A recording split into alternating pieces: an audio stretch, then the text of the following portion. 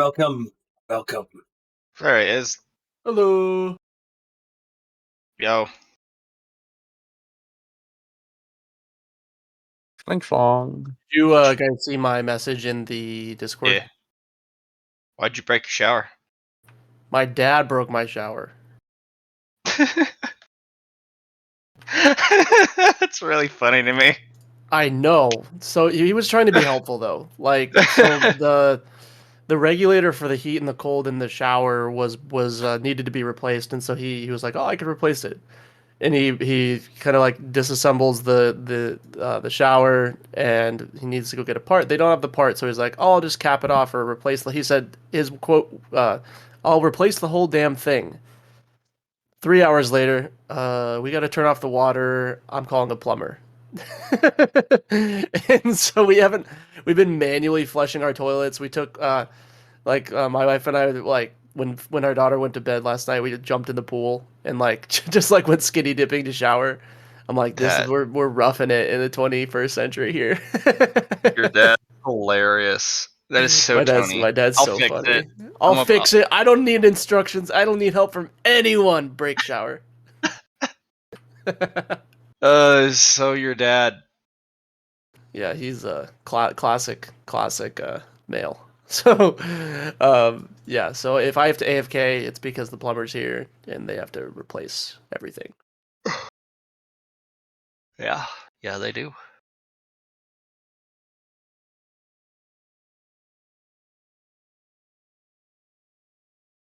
Allie, what are you going to spend all that merit on? Yeah, what are you gonna do, huh? Don't know yet.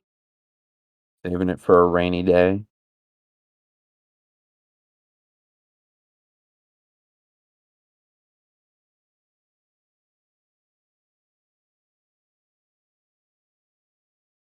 Yeah. What rainy day are you keeping it for? Well, it has been raining for the past week, but today it's just been cloudy. So not today. Hopefully not. Waiting for Matt to get me shit that I have to spend my... It's the best way to do it. I'll just... my stats or something.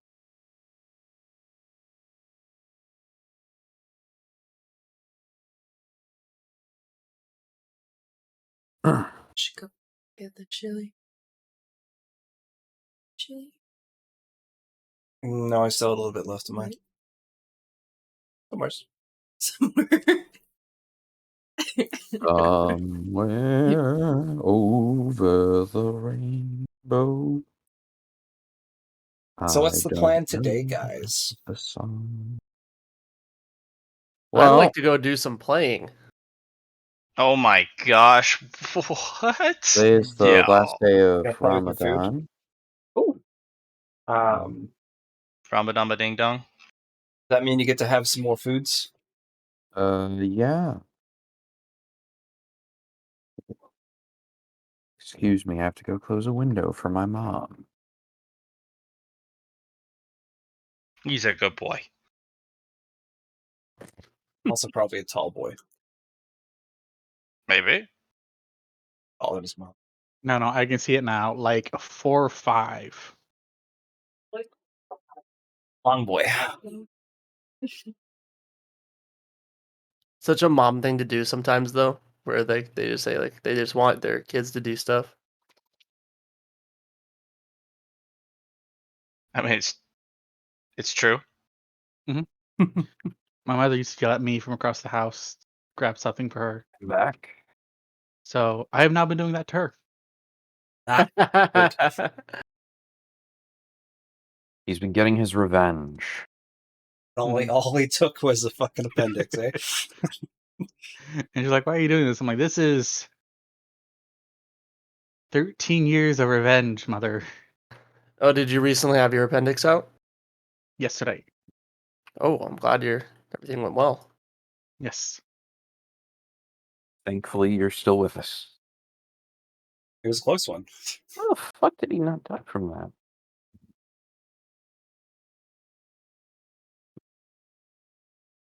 He had to Or- roll a toughness check, and he passed. I did. He passes. Yeah. I'm still very much a noob to Fate Grand Order. You're Well, playing the mobile why don't game? you put that Yeah, the away, mobile game. and we will start the game. Oh, he had guts. That's why. He has the guts.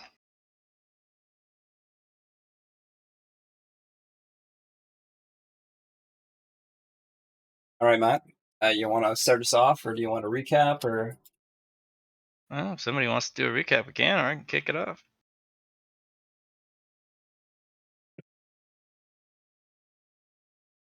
No volunteers for recap? So But you're playing Fate, whatever.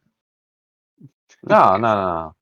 The only part that I remember well was the slugfest at the end with the Sand Knight. Of course, because it involved directly your character. There was no, that was an after game conversation. It was another after game conversation. Eatsley, go for it. So what happened is we did manage to successfully get the Sand Knight. That is true, Phil. Before the Sand Knight, our Indrid, along with Susie, managed to recruit the little crystal monster from inside the illusion mines, though not without some personal sacrifices of their own.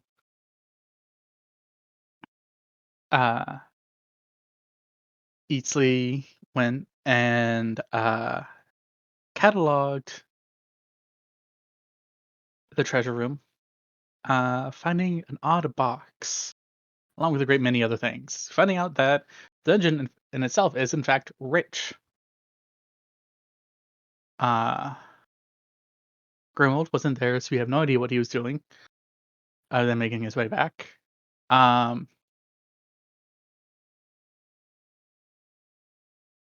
I forget what Susie and Indra did after that. But Eastley had a conversation with the Wanderer and Notch. Everything's fine. Everything is fine with Eastley. Nothing happened at all. Mm-hmm. Last thing Susie did was she had a conversation with Notch on what to do with the rotwood, getting ready to start to grow up. Grow up.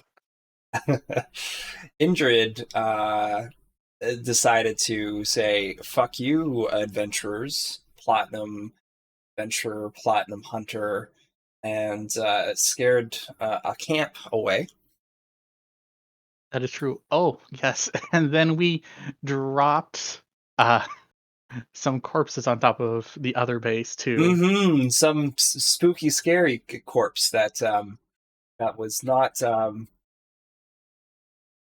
fun. Was it Kali that decided to go hardcore poison on the her disease? Was it Yeah. Kali? Yeah. So now that corpse, thanks to Phil, it has been bombarded on one of the camps. Thank you, my love. I guess I should be called Corpse Dropper now. It was Brock's mostly, plus one corpse or two Oh, okay. that were highly infectious and probably going to fuck up that place just a little bit, but it's all guts and smear. And they go to do the rescue efforts and find a lot of dead bodies. We'll see what happens. Yeah, we will see, won't we?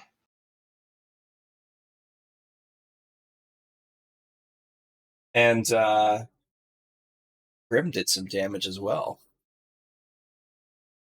Yes, so I was out doing some scouting, and I found the home of the Cazadors, in addition to the home of some spooky as shit creature which was actually terrifying, and I figured out how to summon him as well. Spookier than our Indrid. That is Yeah, he was pretty scary, and he lives in the walls of the canyon. that is pretty spooky.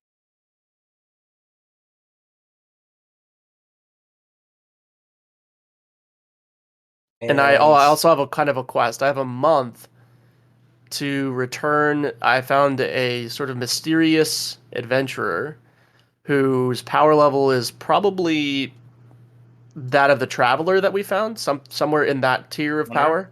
Yeah, Wander. Yep, the Wanderer. And I have a quest to escort him if I return within the month, which I'm very interested in doing. Cool. Oh, also, the Wonder is now AFD. What fucking does that mean? deviant. What is AFD? Away from dungeon. Away from dungeon. Oh. Okay. I was okay. Yeah, okay. Got it. I'm sorry. Could have meant It any was- number of things. I was half expecting to get D's nuts, and I was like, No. please Got don't say it. Please don't say it. No, I'm classy. Are you He'll- though? He'll get you in a way you weren't going to be prepared for.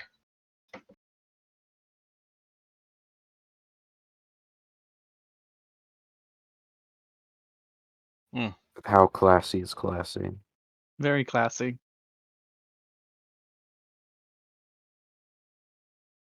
So he says.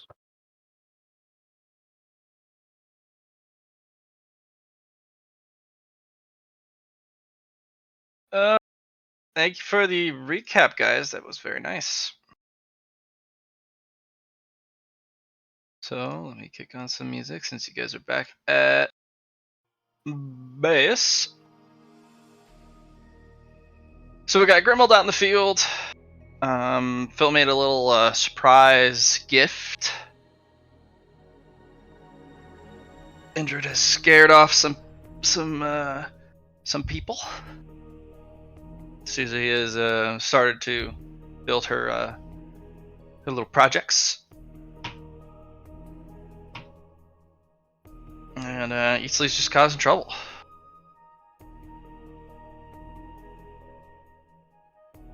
Who would like to kick it off?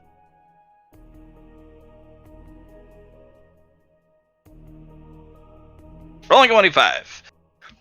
Do we want to get my stuff out of the way just in case the plumber comes? Is he gonna come sooner or later? It's this. The window is from 2 to 6. It's 1:45 right now, so I don't know. At some point during that time, I'm gonna have to AFK. Sure. Alright. You were wandering. Yeah, I had The just Winding left Canyons. the Winding Canyons, and I was headed towards my destination finally.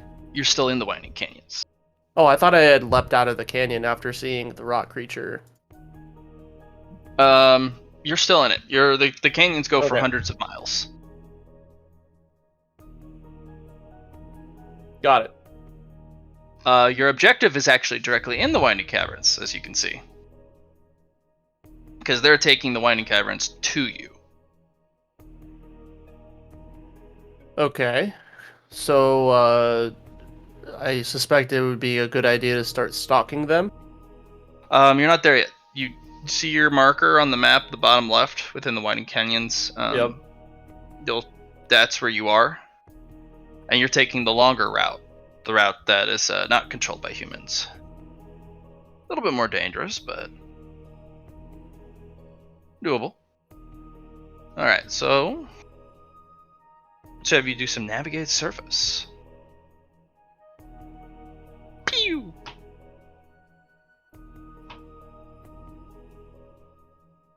Let me pull my character sheet here.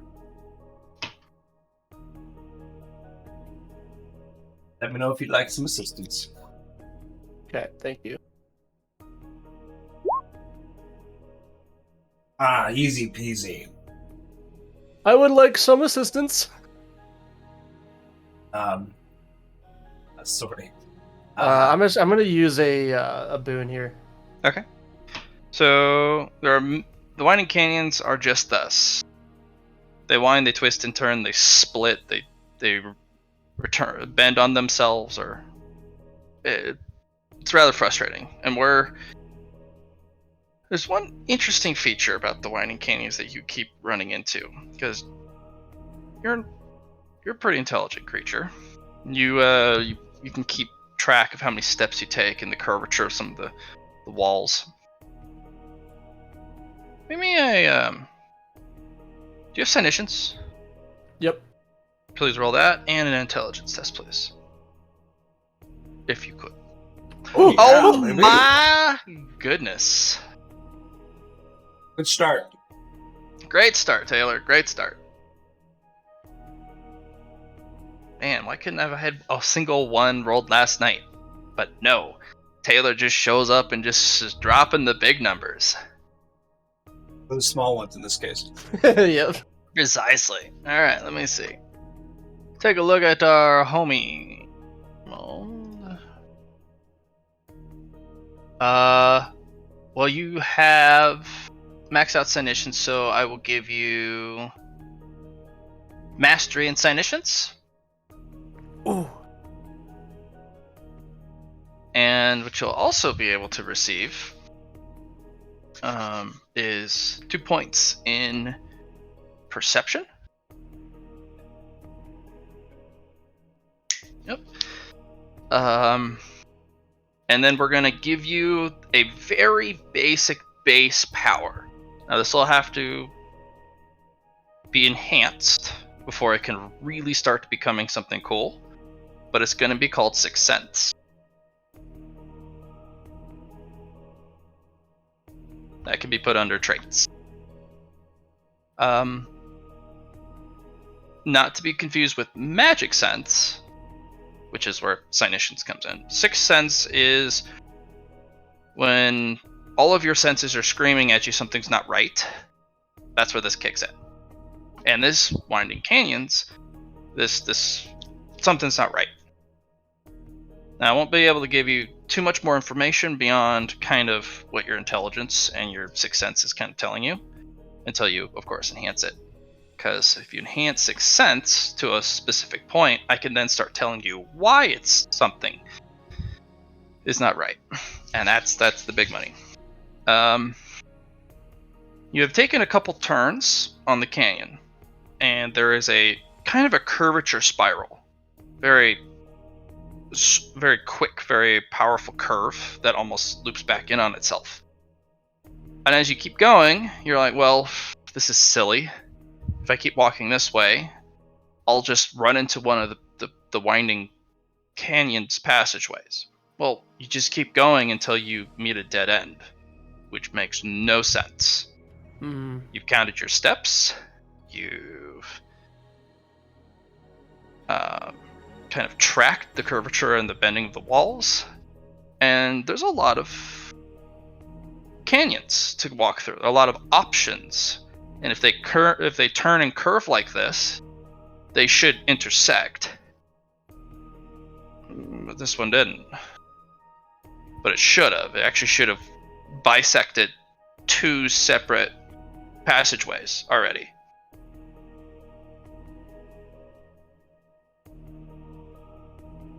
So I'm in some sort of infinite regress. Well, you can go back. It's just eventually you do kind of spiral in on it, and then the walls start to change a little bit. You get these old fossils kind of embedded into the walls that kind of come out, bones of creatures long past. Some humans. You see kind of an arm hanging out with an old rusty sword. So I'm seeing new features. I'm not like seeing the same features over and over again as if I'm in a circle or something. Yeah, new features. And then you meet a dead end, and there's just, at first glance, nothing. On the second blink, there is maybe a little bit more, maybe a little bit less of the fossils. You're not sure.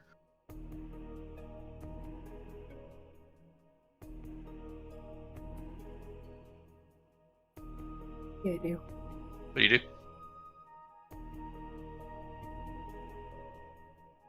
You. Okay, so I get a sense that something is wrong from like a Cynician's perspective, so it's magical, right? That's the problem. Probably.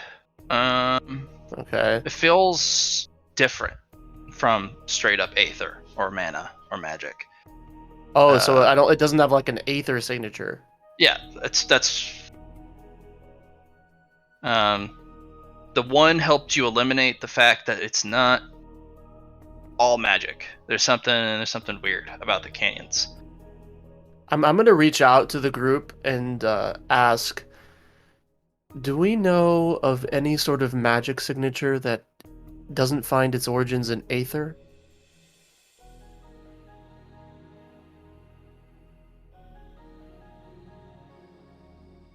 Well, that would have to be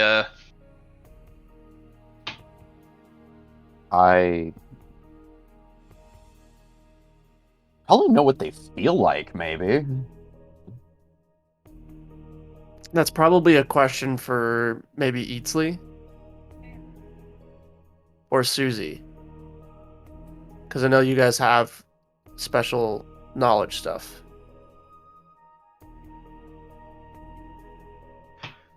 well. Are they AFK? I don't know. It sounds like No, they I'm are. here. I'm just like thinking. That's all. Phil knows So- what it's like to be hit by a key power. There's divine things, I suppose, and I don't think they're aether based. If you get ingredients that aren't made through ether and then do alchemy with them, I'm sure you could make something that's like magic but not, or like, I don't know. Yeah, I'm not sure.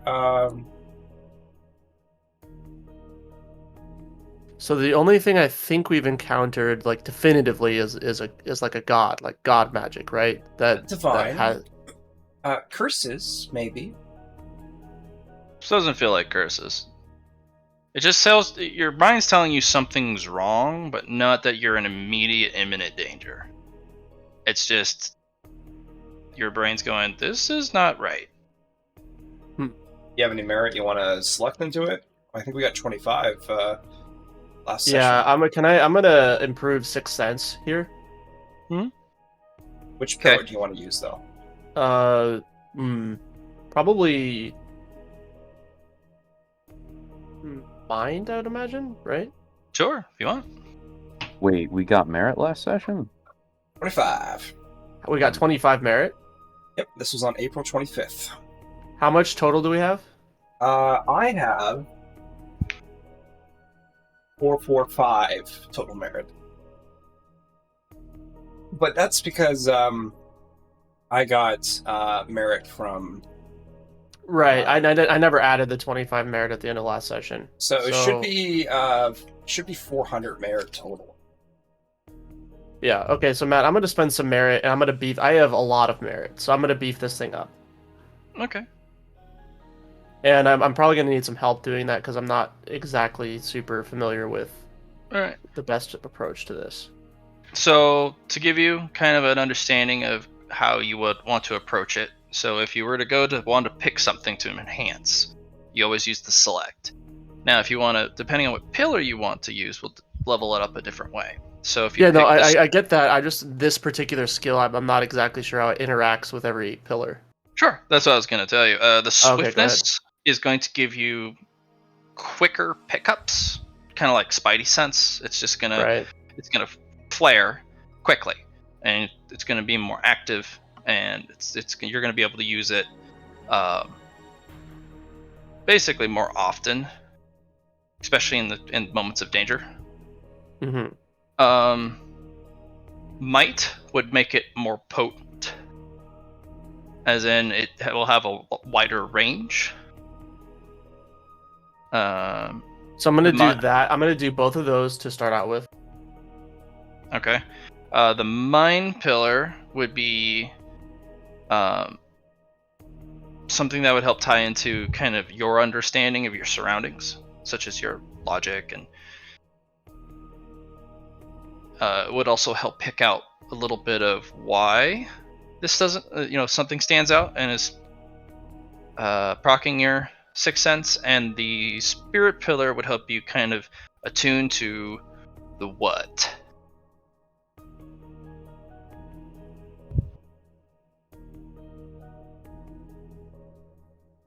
And if you want all 4 pillars, we can make a complex out of it. Okay, so I've done I've done all 4 pillars. I've invested 20 merit. All right, we'll make a complex out of it, and just makes it stronger. Okay. Yep. All right. So this will be now a sixth sense improved. It's more of a narrative ability. I'll keep track of it.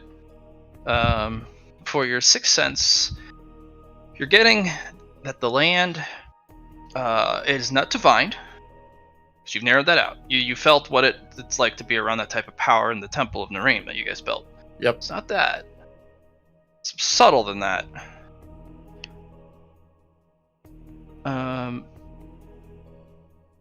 It's definitely the canyon itself doing it. You're not being tricked by some creature. Mm-hmm.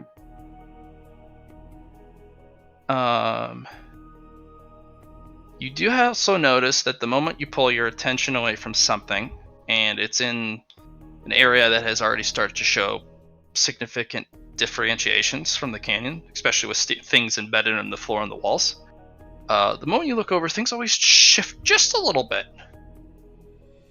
when you look back. Can a canyon be a dungeon? It could be, but not that you can tell. But dungeons can be any number of things. But would that also make the salt flats a dungeon? Oh, right. So is the canyon itself a creature?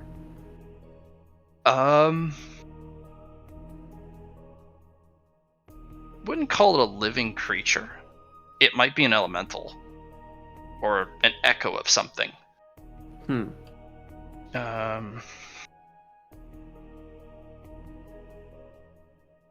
But it's not infused with enough power that you can at least tell that would make it get up and be able to move stuff around kind of like this. This is really subtle. Right. The way you wander the path, and eventually you pick the direction and which corridors you go down. And the amount of traffic that would go through this, the amount of opportunities it would be to just get lost is pretty good the further you go away from the human route. Probably why the human route doesn't change or do this, because it's constantly traffic. There's too many ives. So it stays the way it does. So when I continued forward, was the human route intuitive to follow, or did I just get lost? You had to take a sharp right. That's where you wandered for a bit. You fought the Cazador and whatnot, and you met the human adventurer and killed their companions. And then you kept going because you wanted to steer clear of the human path. Theirs is easy to find out. Every time you would walk down a path, there is a barricade with guards.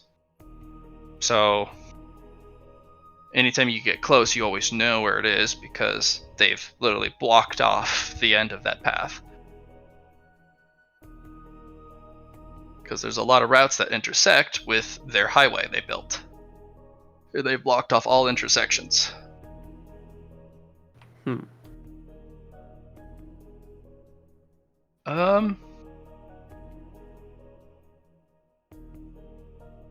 Do you want to stick around in this kind of dead end a little further and look at the stuff, or do you want to get out of here? I'm curious. My curiosity is overtaking me a little bit. Okay. After a little while, your danger sense actually kicks in a little bit. The floor is no longer normal. You get these little bubbling black little puddles of sludge that smells awful. bubbles with a little bit of heat coming out of it. They're really small. They're kind of pockmarked through the path that you... Can I roll Sinitius again? Sure. And do I roll it with any bonuses now because I have mastery in it? Mastery allows you to just use a... if you fail, you can immediately grant yourself degrees of success if you use a boon. Yeah. It's not magic. It's not mana. It's definitely something. It has to be something. The world doesn't just change around you like this without some sort of influence.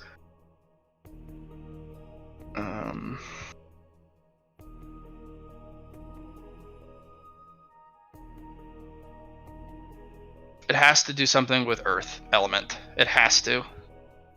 But you have no idea what type of magic this is, or if it is even a magic in the first place.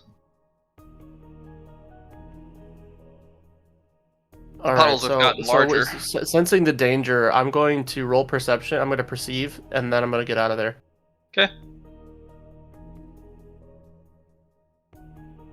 Or I guess awareness. Yep. Right. Yeah. This is a dead end. But at the end of the canyon, the dead end here, there's a large skull with a mouth open, and on it is, kind of hanging from the teeth, are these little handcrafted totems. Somebody took a small stone or a piece of bone or wood, petrified wood or whatever, and they carved some sort of symbol in it. It all looks handcrafted, all looks ancient, and I'll have some sort of twine or makeshift necklace, and they all have little beads and it's some sort of jewelry. No metals, all from nature, and they hang from the bottom jaw of every tooth. So many, probably a dozen.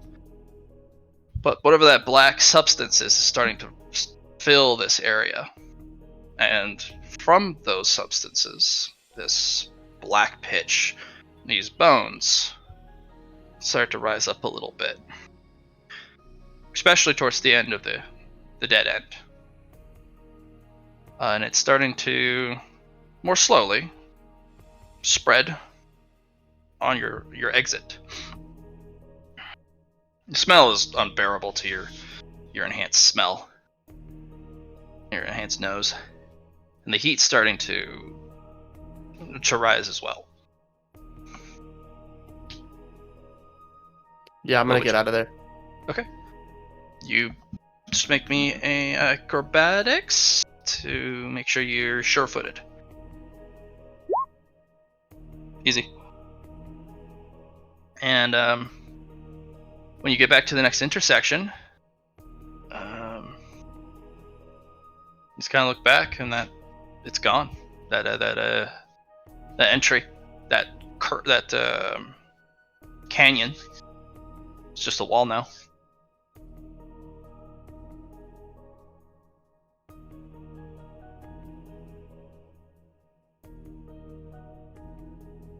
Huh.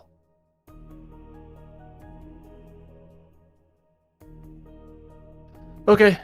I'm gonna carry it back. I'm gonna try to get back to the human path, but is there like a canyon that overlooks it at all? You can try and climb up to the top of the canyon walls, but you don't see any vegetation or life, or pretty much anything using the top of the canyon.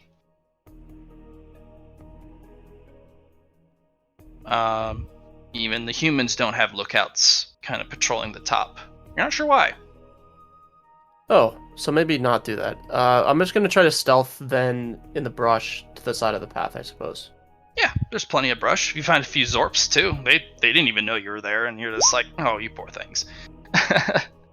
Delicious. Yum. All right, I'm gonna carry forward then with the task.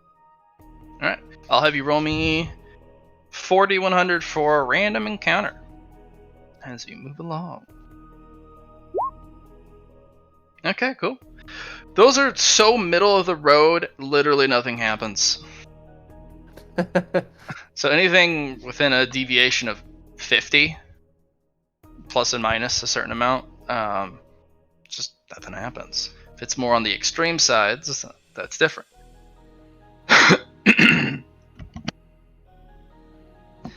Alright. You make quite a bit of progress. So, let me, as you kind of stalk the route, let me draw some stuff freehand. The human route will be in red. Boop. Boop. You're unsure about the other part, but you are about here.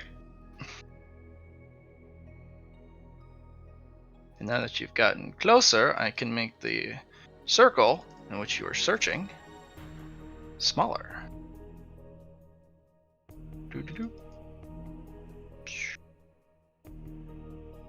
Somewhere along here.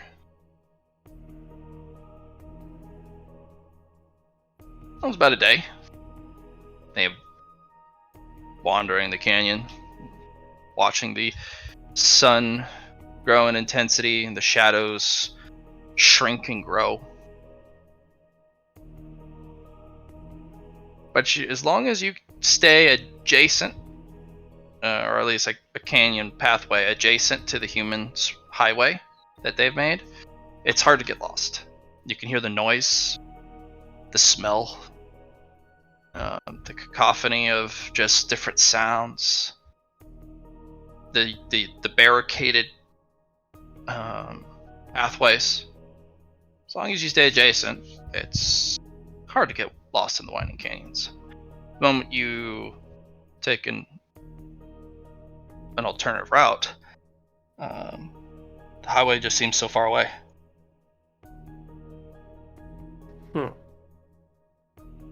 But nothing interesting ever happens next to the highway.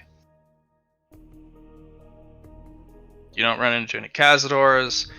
I mean, you only find zorps, some of the mountain cats, a few sun beetles. I'm gonna take note of the mountain cats that I see and kind of store them in my memory for my nightmare twins and shadow clones. You've already hunted them. Oh, okay. Cool. They're literally cat-sized, not jaguar or mountain lion sized. They're little cats, but they have stone armor on them. They're an earth elemental, and they actually have armor plates made of rock. Interesting. They're agile. They're fast, despite it. Just like cats. It would take about 8 to be about your size. You're 8 times bigger than them. And they're better eating. They're a lot more fun to catch, but they're far and few between. Plenty of zorps, though.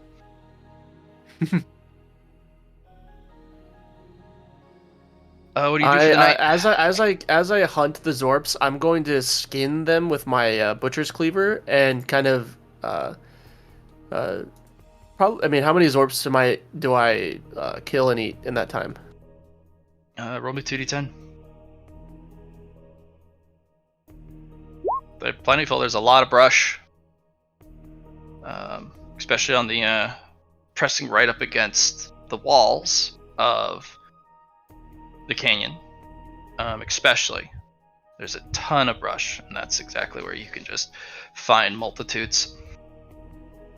Working on your butcher job. I'm gonna skin the zorp leather and basically store as many zorp leather skins as I can to create armor for the Gekko-san, and his army. That's funny. And I've also preserved their little heads so that they can wear their heads as like a sort of a helmet. Helmet. That's pretty cool. armoring up your Zorbs. How many of those do I get? I'll have you roll sleight of hand.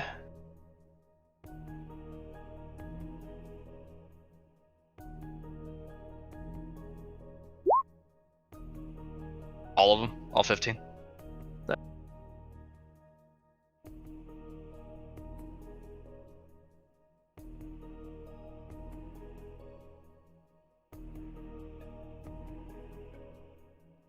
All right. All right, cool.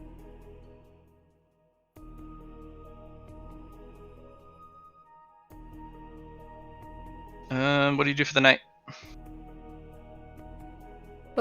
Do I see anywhere that looks particularly safe? Yeah, there's a couple vantage points, rocky outcroppings, little juts in the cliff, or little big indents that you could jump up and take a nap. There's also some brush that you can sneak into and just have your shadow clones keep vigilance. A lot of options, actually. Yeah, I'm gonna take a higher, or actually, probably a lower vantage point. No, let's take a higher vantage point, and I'm gonna try to stealth with my nightmare twins, and all 5 of my shadow clones. You got it.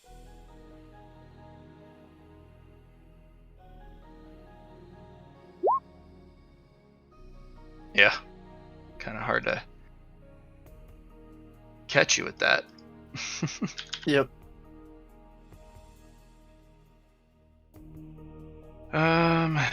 So we can maybe move to someone else, and then I'll let you guys know if I have to go AFK. Unless you want to continue on with me. I'm gonna give you one more day, and then Okay. we'll jump to someone else. Okay. So nothing happens during the night. Next day, do you want to wander a little further into the canyons, or you want to focus on your mission? I'm a little bit curious as to what's going on in these canyons, but I don't know exactly what I'll be able to discern or anything, so I'm not exactly sure what I want to do there. Okay. So I'm gonna continue with my mission, I think, because I'm gonna be returning back to this canyon later anyway. Okay. All right, so you're gonna make me navigate surface. It's just base. Yep. Winding by. Roll me 4d100 for random encounter. All right, we actually have something happen for once. You find yourself stumbling upon a bit of a patrol. Doesn't happen often. You've been wandering for a couple days now, and humans don't really leave the highway, but it looks like you found a contingent of guards, about 8. The leader's very easy to pick out because of his significantly better quality armor. Presence has a lot more weaponry, and they looks like they're investigating a murder. Kind of curious. Humans pretty brutal. Why would they really care that much? The guy that they're looking at is clothed in a very bright, vibrantly dyed cloth, almost shiny a little bit. You never seen cloth shiny like that. The way it reflects in the sun. Looks expensive. Most of his other possessions seems to be missing, so probably some sort of human transaction that went bad. And one guy had a lot of shiny, valuable things, and was probably not being a nice guy. So the other guy killed and took all the shiny, valuable things from the other guy. Standard human interaction there.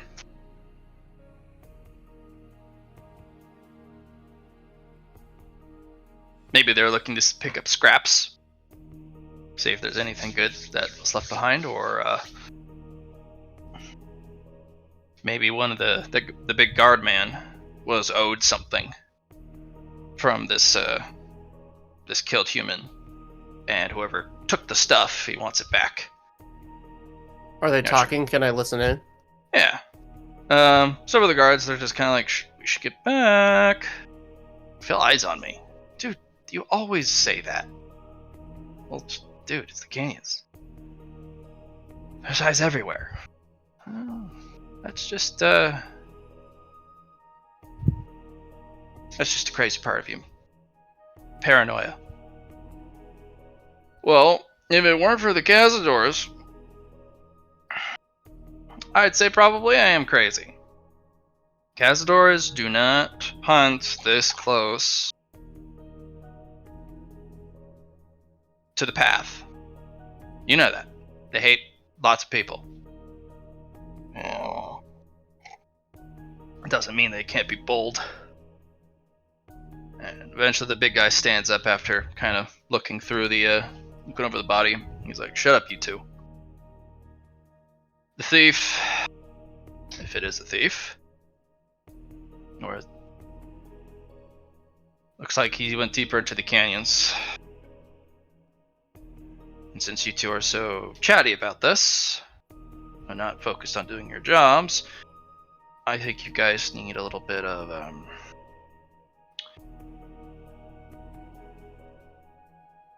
practice, maybe to get the nerves out of you.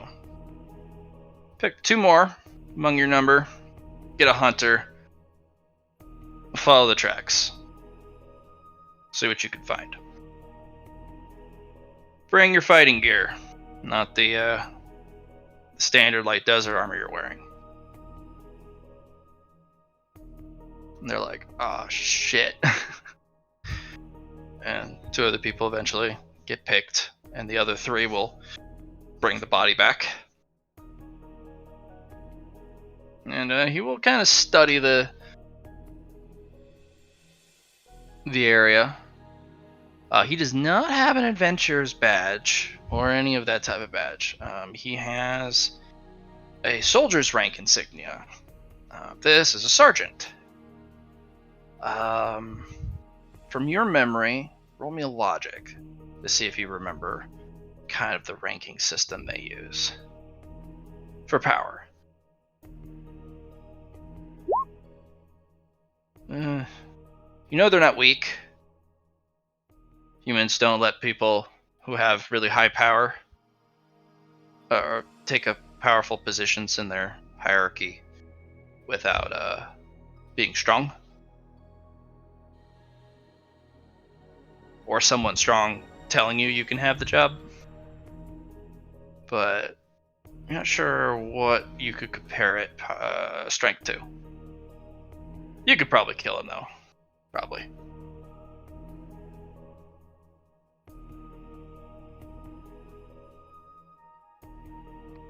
But they quickly hurry back to the path, they call it. And yeah, you don't see those people come out for quite some time. Do you want to sit around or do you want to keep going? I'm gonna keep going. I'm not like particularly well. I'm kind of curious about this event that went down, but I don't know how much I'm gonna glean from it by just listening in more. You could either it wouldn't be listening in. You would want to either stalk ahead and follow the track and hunt this thief, or you can stalk and hunt the investigation scout party. I'm gonna do that. I'm gonna investigate the investigators. Okay. All right. So there's a hunter. He is a gold badge.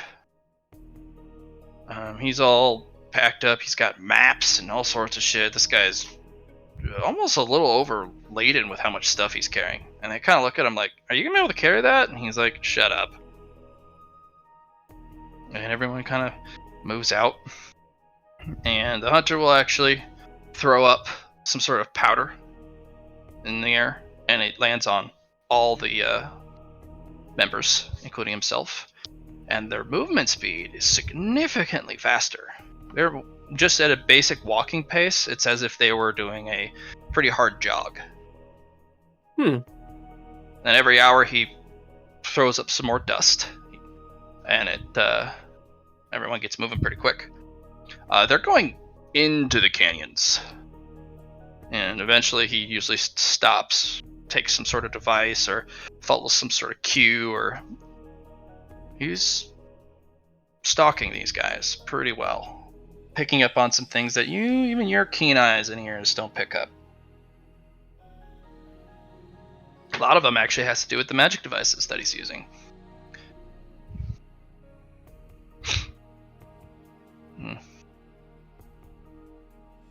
Do you want to follow them? Because they're going to be going out for several days to catch up. And they're going to go well into the canyons. Seeing that their effort is going to be long and drawn out, I'm going to go ahead and track back. Okay. Yeah, you just follow the path, and go ahead and move your token right on the cusp of your objective. All right, it's not hard to miss it. The commotion that is in motion. The sheer presence, magical, aether, and just power moving in such a group. There is a long column phalanx of over 100 people. Most are assistants, most are servants, stevedores, laborers, cooks, basically people who do all the work, the hard work for you, while you get to lounge around and be powerful. Right. And wealthy.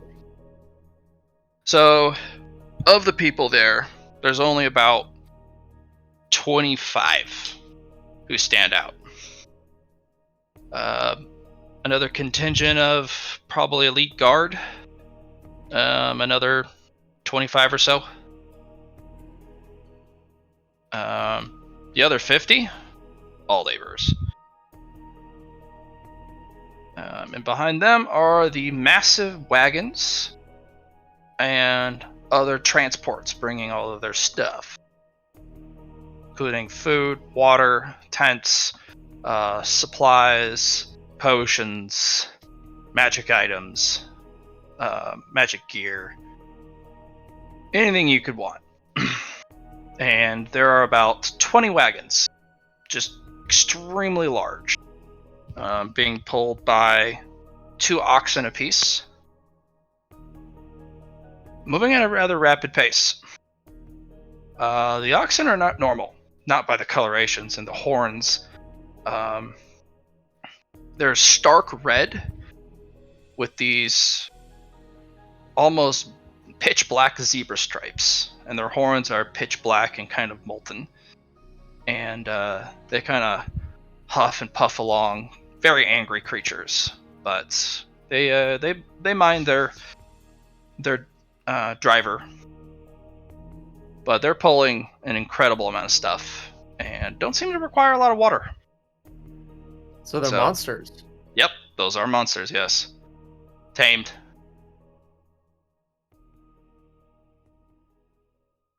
Looking at them, they're probably fire element creatures, fire and earth. So, very practical for the desert. They have a lot of strength, so they're pulling a hell of a lot of gear. Yeah, 20 wagons, two bulls apiece.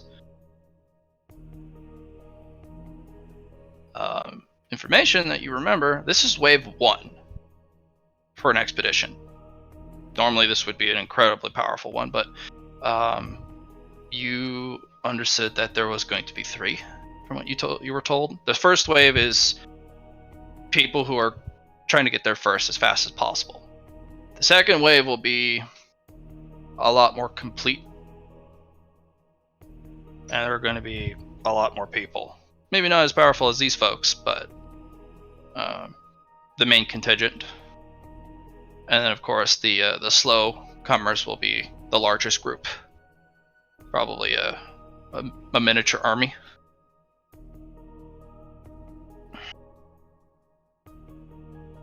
You can definitely tell by just the banners you see over the barricades, and how long the procession is. They're moving at a pretty brisk pace, all of them. In fact, the soldiers, the elites, and the servants are all at a jog, while the 25 ahead are at a kind of a, I wouldn't say a lazy stroll, but a purposeful stroll. Their pace is breathtaking. Hmm. And everyone just gets out of their way.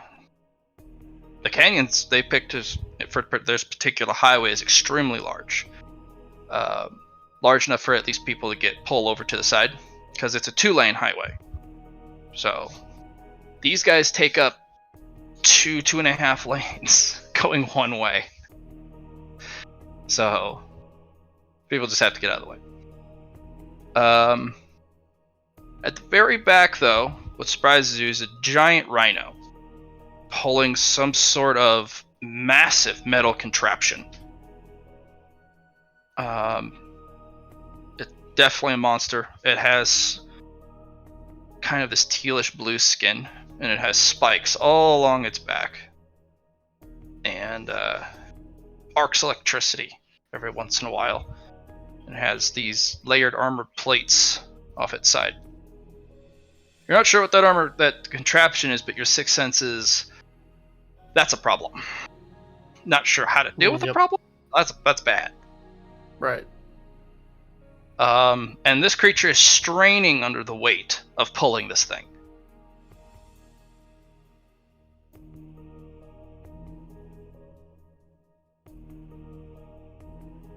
Yeah, until it's done.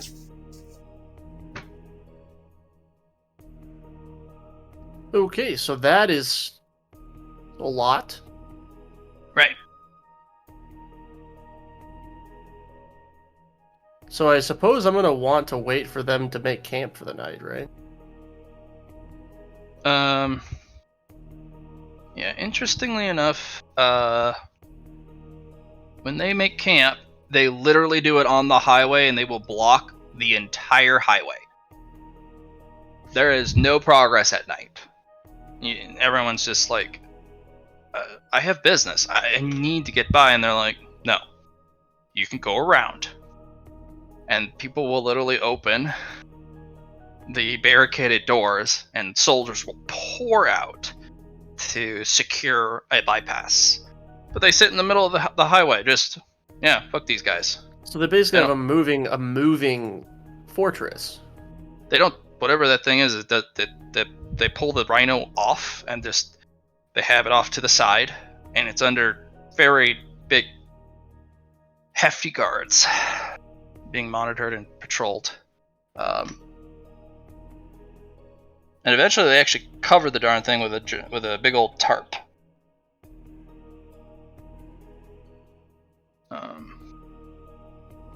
But they make camp in the middle of the day, or in the middle of the road. And the servants are very quick to action. The moment they stop, somebody gets up and blows a whistle, and everyone immediately, like clockwork, goes to a very specific cart, pulls out very specific stuff, and they erect the camp in about an hour. You can already smell food being cooked before they even get the tent up.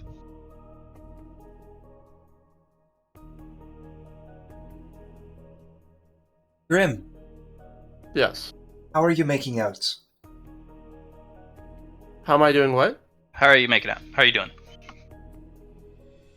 I'm good. Yeah. No, I still have time. The plumber's. Are you talking about the plumber? He's not. No, here he's yet. saying Grim, not Warden. Oh, okay. This is Susie giving you a bring on the friend network. Okay. Yeah. Yeah. So they have a massive army here. Wave 1 of 3. Ooh. And I'm waiting for them to make camp for the night. Any problems so far that we should be wary of? No problems, though the task is much greater than I anticipated. So they won't provide us any problems. Is that what I'm hearing? Oh no, they will provide us great problems if they get to us. Okay. They have contraptions that look very dangerous, being pulled by massive monsters. Uh, they're Do they have traveling any with more? they're traveling with about 25 strong warriors Mm-hmm. with dozens more support staff. Um, they have this thing, this big thing. I don't know what it is, but it seems very deadly. And they have a massive creature with a single horn that's armored, pulling the dang thing, and it is struggling to bear the weight of it. So just to give you an idea of how Is there only incredibly one of these creatures? that I can tell in this wave at least, yes. And it's The taller. rhino is larger than Phil by a size category. Yeah, and the monster that I speak of is much greater than Phil, much larger. Do you think you can kill it or wound it so you slow it down? Possibly it's very armored though. It has big, thick plating on it. Use poison. You could.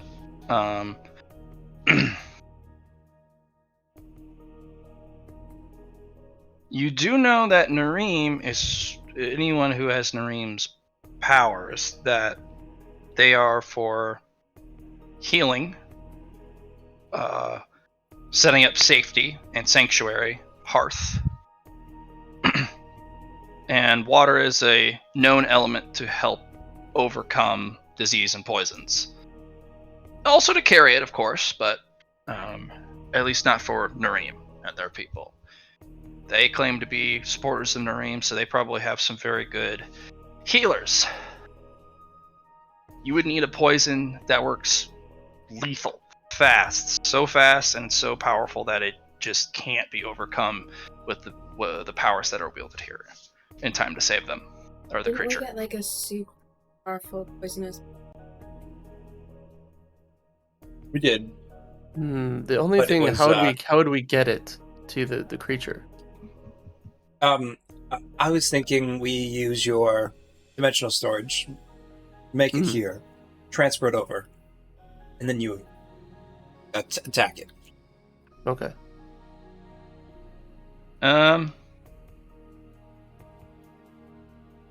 Since you can't see beyond the barricade, you're not. You're really basically up on a rock, counting heads at a distance. Anytime you try and send any of your shadow clones up on top of the canyon walls, it's completely dashed away by this giant sand claw that almost is like the storm itself, and it just.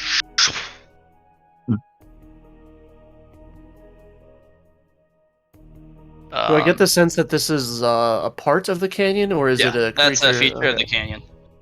Okay. None trespass on the top of the canyon walls. Okay. But you can be in the canyon, up on the walls, just not on top of the canyon. Right. And you can find a perch high enough, and you're stealthy enough, and you can observe. Make me 4 awareness tests.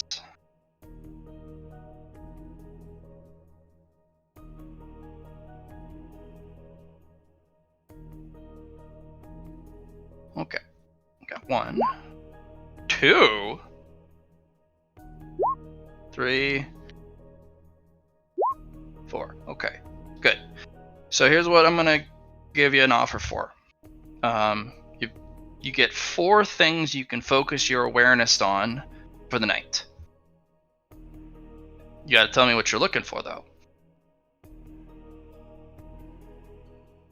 Things you're keeping an eye out for. If you need examples, I can give them to you, but I'm kind of curious to see what Grimold and you as a player are on the lookout for. So I want to pay attention to bathroom breaks, particularly of the servant class. In Okay. specific, I want the head cook. I want to be aware of where he's sleeping and when he's going to venture outside of the camp to go to the bathroom. They have set up outhouses, like literally constructed. Okay, so just to give you an idea, I want to sprain his ankle How? by tripping him in such a way that he thinks he was just clumsy in the night. You But would I have want to to make get into the camp, and your spidey sense tells you that is not safe. Hmm. That is there's a lot of power there, but that doesn't mean you can't. You'll just have to approach carefully. I Is it wanna possible to, send some. to throw a rock or something? I would like to send some moths over.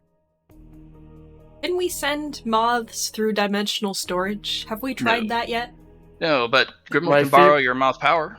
My fear is just that if they get the impression that there's a fear monster there, I think my stealth mission might be compromised.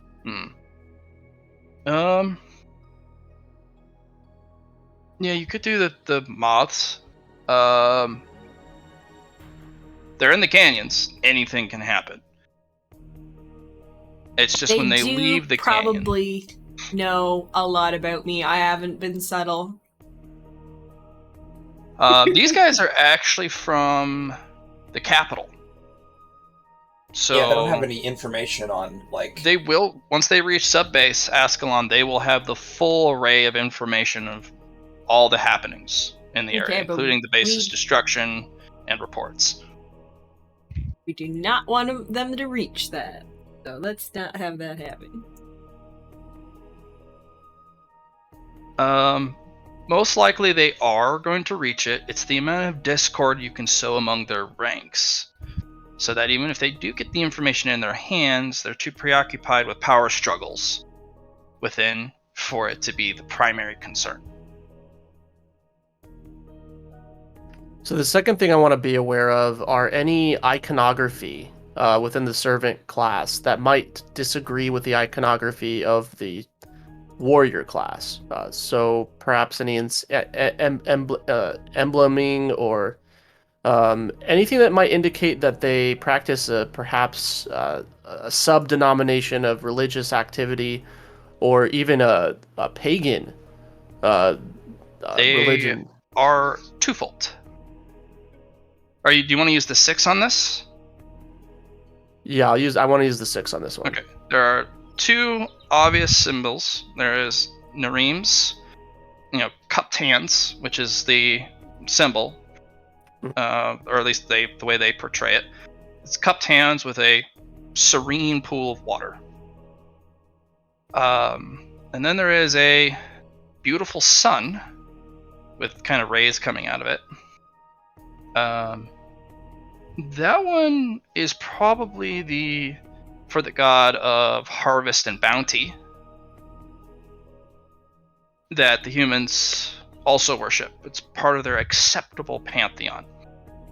And most of the cooking staff are part of that. Some of them are also part of the ones who take care of the beasts, such as the oxens and the big rhino especially.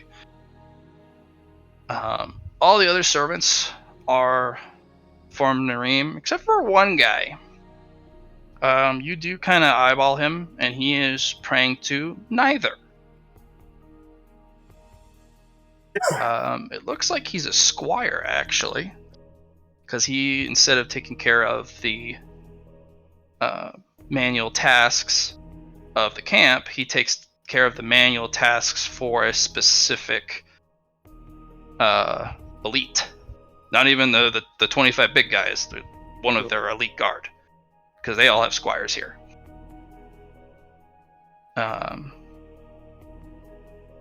Different symbol. Can't catch it out, but it's not, or at least from this distance you can't really see it because it's a necklace. But he makes different gestures than all the other ones you've seen. And he does it very quick. He does it for about 10 seconds, and then he gets back to work. He does wear Nareem's symbol on his tabard. He's just not praying to Narim.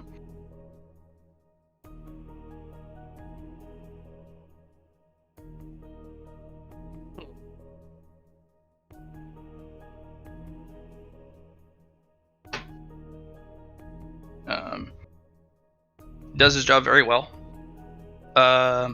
Interestingly, there are very particular people who keep very close eye on all the laborers. Taskmasters, I would say.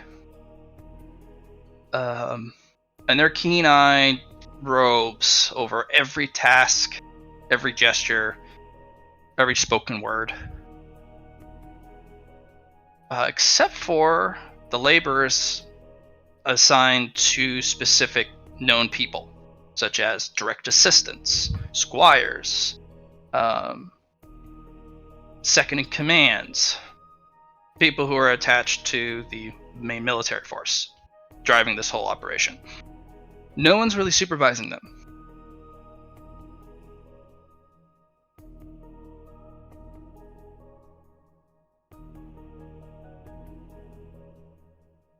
So that's how this squire can get away with it, while the other laborers can't. As for the cook, he doesn't take a break for himself until about 4 hours after camp that whistle blew, because he's cooking and cooking, and he doesn't actually stop cooking until he has fed all of the heroes. Then he feeds the elites, and then he cooks and prepares for all the laborers, and then they do more libations, such as wine and other drinks, and then he can take a break for himself. His kitchen staff do not stop for 4 hours, and they keep going after he takes a break and hands it off to his staff.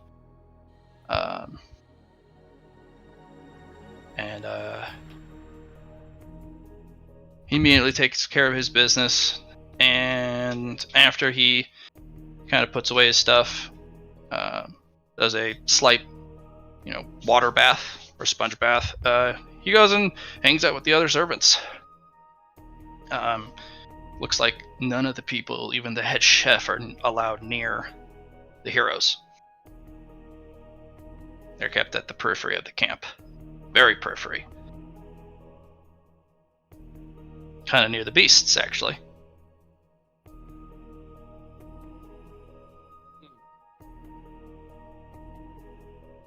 All right. So the other thing I want to focus on are the oxen and the rhino. I want to figure out how they're being taken care of, and what sort of guard they have protecting those services.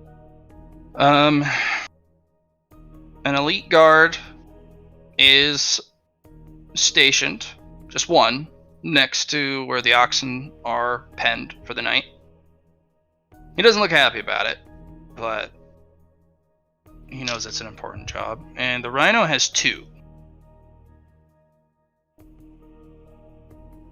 I'm guessing they're a little bit more vigilant looking. Yes, they are very vigilant looking, and they are also a little nervous. So anytime the rhino shifts too quickly, both of them are on edge. But the rhino, seems well behaved, especially with the attention of his driver, the guy who was instructed to, tell the rhino where to pull. So does the rhino almost seem more fond of the driver than anyone else?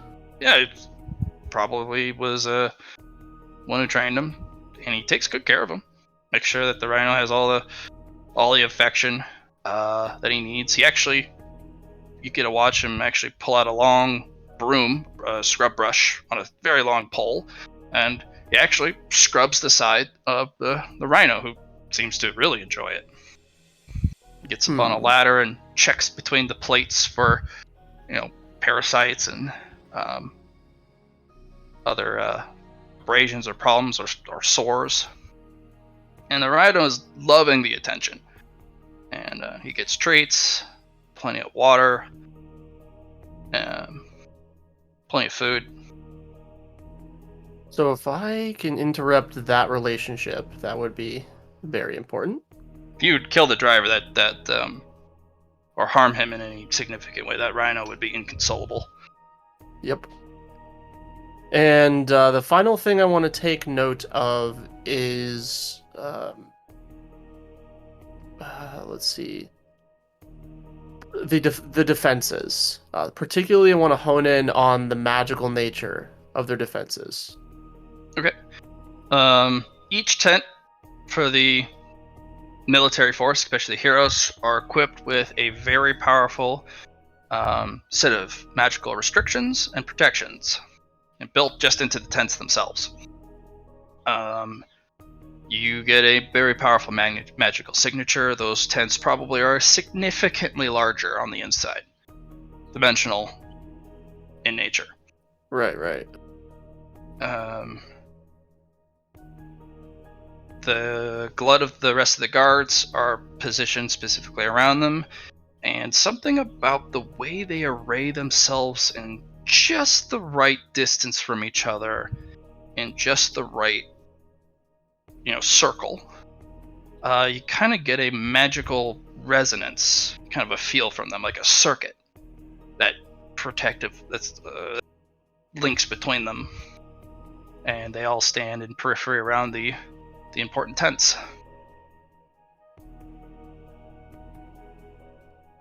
So some sort of magical teamwork that they're working on, that they're using there.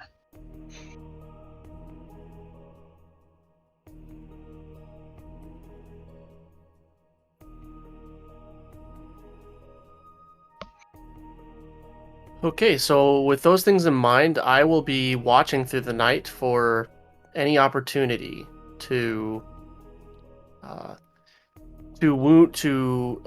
injure the cook, kill the rhino driver, or the rhino tamer, /driver / character keeper, and to catch the elite guard who's watching the oxen off guard.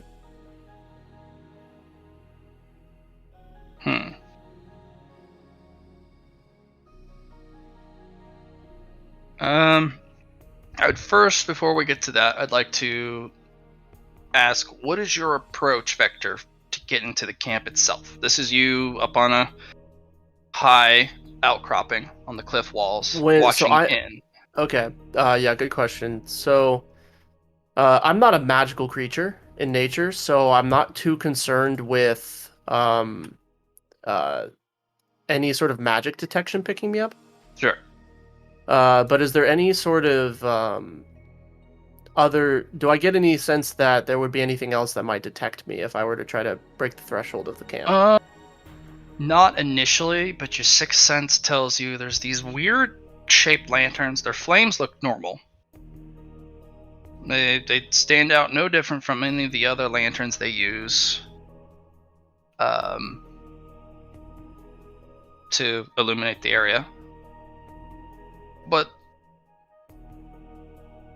these particular lanterns, almost identical, but the color's a little darker, the metal.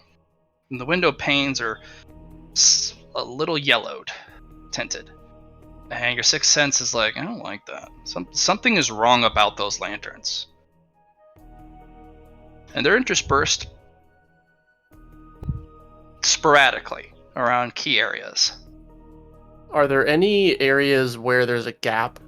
Oh, of course. They're mostly around the heroes area. They basically use these around the major key junctions or entry points, or near the food supply, or anywhere trouble is least appreciated, but at the entrances to the camp. But otherwise, it's not something that's impossible to get around. There's a lot of gaps, a lot of dark areas.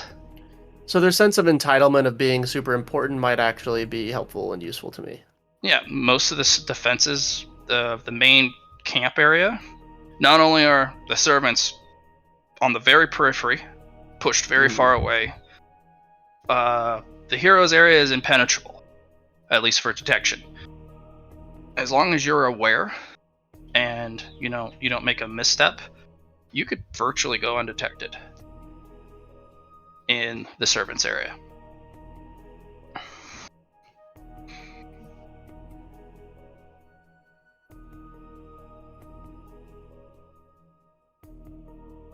And we'll stop it here. Let's go see to the other players. All right, my guys. So, Indrid, you have successfully scared off some big, important people. 2 platinum tiers. That's pretty good.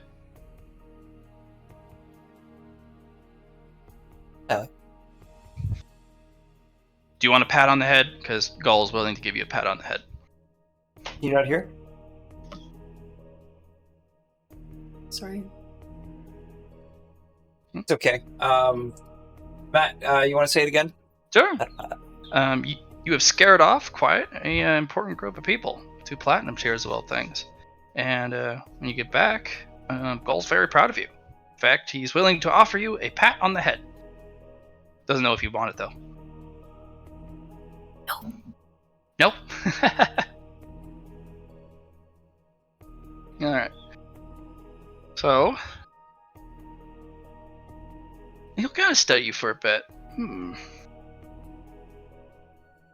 Where shall I ask you to go next?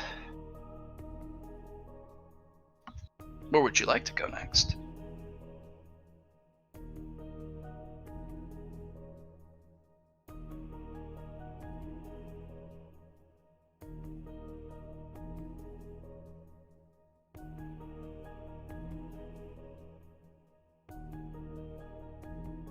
I'd probably want to... I want to bring my moths to...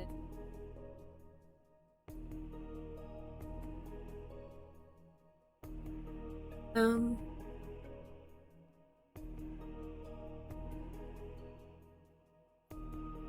would like to scare some more people. Alright. You gotta find some more people to scare, though. Yeah. You've scared so many people that they're starting to run away, and you'll have to go further out from home to find more people to scare, because you scared them all away. That's the problem with scaring people, they run. No, my plan is working. So, we've dealt with this. We've dealt with this. You have Subbase Ascalon, Burning Quarry, Outpost Echo. You'd like to check those places out.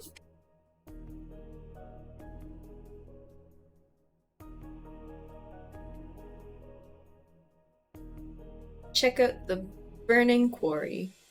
Okay. Wonderful.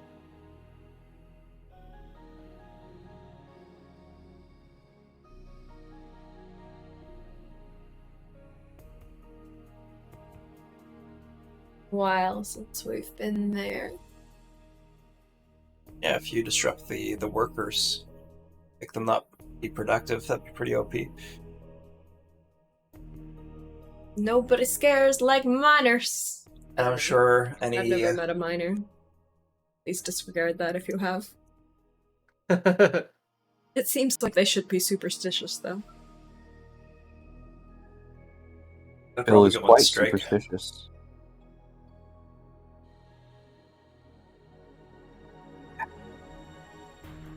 Okay. Go ahead and move your token, your compass over to the Burning Quarry. As you fly and bring fear to the night in your wake. Excellent. Burning Quarry. Above it, it's a light even at night. The stone is on fire, literally, in some cases. Yeah. And the stone is this beautiful marble but instead of the kind of the quartz veins that run through it, it's these molten, angry red, fire-filled quartz. And every time they go to cut a piece, gouts of flames spew out. And the heat that billows out from this excavation pit is easily enough to keep you aloft to a sheer thermal that just goes straight up. Well, obviously, I play in the thermal for a while. Yeah, Just it's rather fly fun. around. Yeah, it's rather fun, but it does eventually get to your head, the amount of heat. Oh. So, playing near it, but not in it all the time. Okay. I'm sure even near it is pretty fun.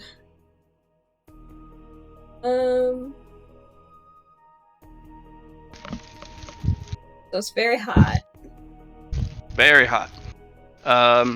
Looking miners below, must which be- are keen, red, burning eyes. All the humans there wear some sort of protective full cover gear, even in the dead of desert. And I figured. Yep. There are some other individuals, large hulking people with dark black skin, with these weird red tattoos. They wear hardly any protection, and they have chains, and they're manacled and definitely a slave labor force. But they tower over humans almost twice in size, and they do not fear the flames.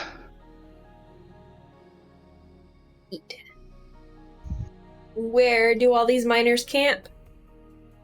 Right on the periphery. They have a sheltered but elevated outcropping about, I'd say, a quarter mile away from camp.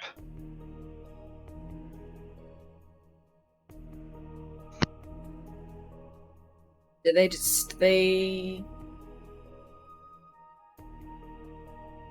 Yes. they just hang out in tents? They have several tents. There's a couple constructed, looks like clay brick buildings. There seems to be some sort of small 2-story tower built. You know that symbol. It's smaller here, but that is a mage's outpost. And it has that floaty, glowy crystal on top. It's not very large, but it's there. A lot of guards, but not a lot of guards that are heavily armored. Mostly soldiers, it looks like. On the even further away from camp is where they have these huts that they've constructed for these large, the large slave labor force that they have, these Goliaths. And there's a lot more guards there, and those guys are significantly more equipped.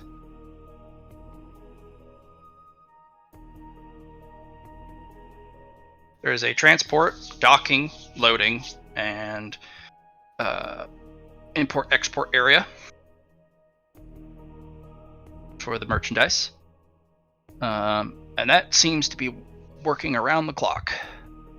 Different shifts come in and handle that. Large cranes with these kind of clamps help pick up these large slabs and move them onto the transports. There's those Red Bulls that you were that Grimold talked about through the friend link, pulling these stone carts made of this kind of a porous white material. It's not metal. Strange. Mm-hmm. Why would you make a cart out of stone?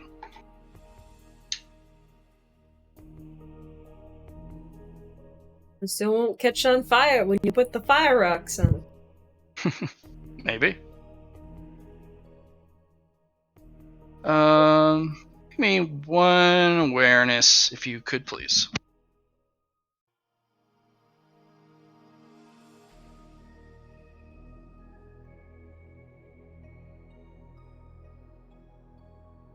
There is a adventurer and a hunter, and a very portly fellow, and some brightly colored clothes and a lot of jewelry and sparkly bits.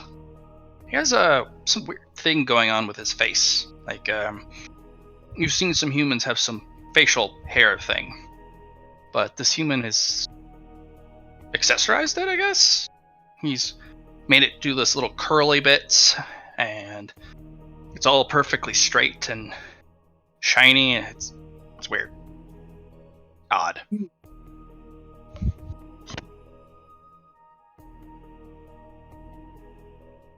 He's probably magic. Who's not magic wouldn't keep their hair perfectly straight.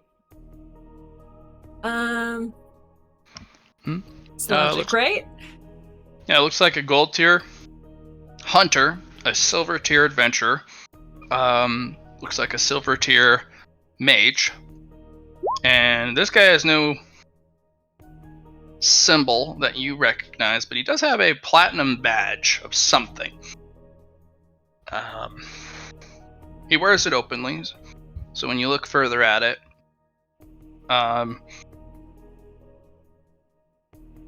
it's kind of a weird... Do you think he's a tradesman or a businessman?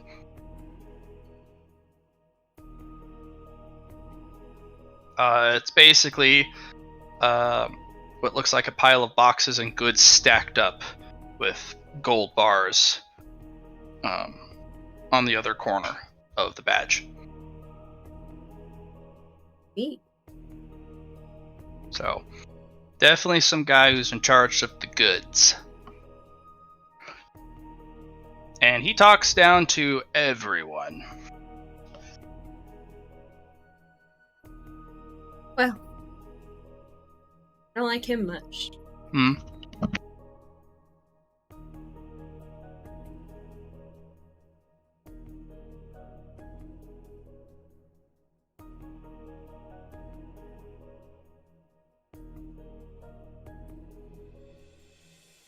What would you like to do?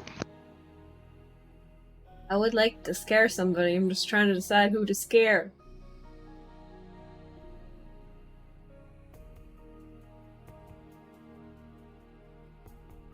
I don't feel like my tactics at my last camp are gonna work quite so well this time.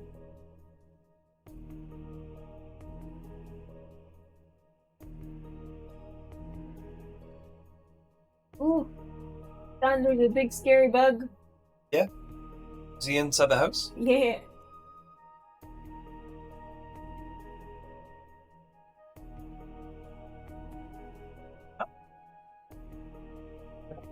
Yeah.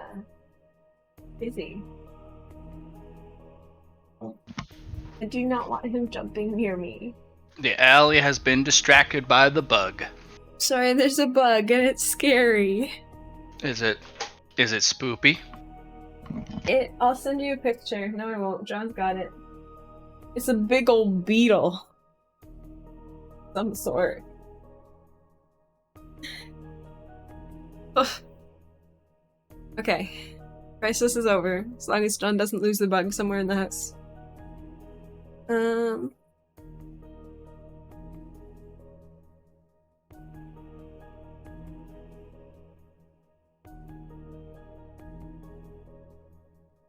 Well,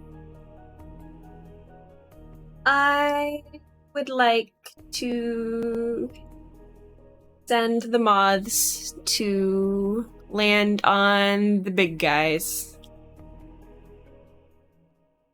The big slave. The money man? What? The money man, or you want the? I want the slaves. Ah, the Goliaths. Yeah, I want to give them nightmares. Okay. See what happens. Could be fun. They're restless. Very few get any sleep. They're sluggish the next morning. And they get a lot of enthusiastic reasons why they should get to business by their minders, so to speak. So are these guys monsters or are they humans? They look entirely human except for the coloration of the skin. Their sheer size. That's about it. And the fact that they do not. And they don't care about fire, yeah. No, but yeah. Well, there's not much for it. I'm just going to continue to give them bad dreams for a few nights. Let's try 3 nights and see where we're at. Several pass out from exhaustion over the days. Several die from overwork and exhaustion. Several are killed because they are not working. Several are killed because they fought back. Overall, the entire Goliath workforce is completely just unable to do anything. Because they can't sleep. Yeah. And you've made the money man particularly angry. Oh, excellent. He is in the hunter's face, like literally nose to nose, and he's yelling at him constantly throughout the day, telling him what an utter abject failure he is, and finding out what is doing this to his workforce, because he knows this is not normal. He is a master of commerce, a master of merchandise, and a master of workflow, and he has taken care of his workflow perfectly, and it's up to this hunter to figure out who the heck is interrupting and harming his merchandise and harming his workflow, because he, as he jabs the hunter in the chest, does not want to be on the wrong end of the people who are wanting these goods. If the product does not get to the people who they're supposed to go to, you're not only out of a job, you'll never be a hunter again. I will make sure of it.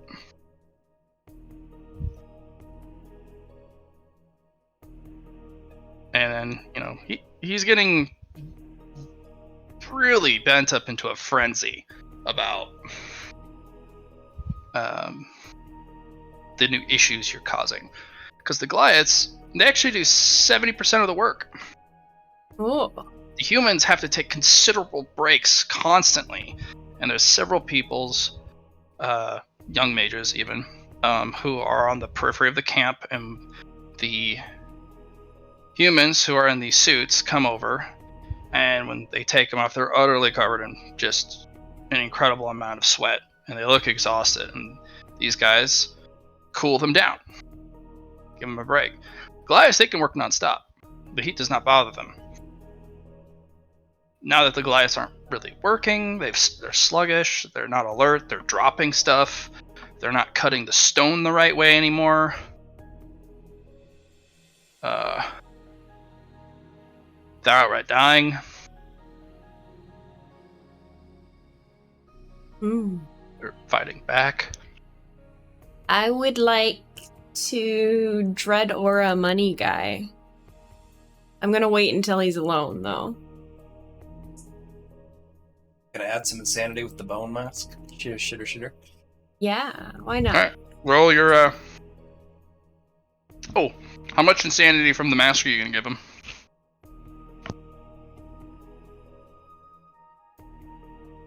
Last time I didn't put all my charges in, I regretted it, so I'm gonna just put all my charges in. That's 30 charges. Alright, roll, your Dread Aura roll.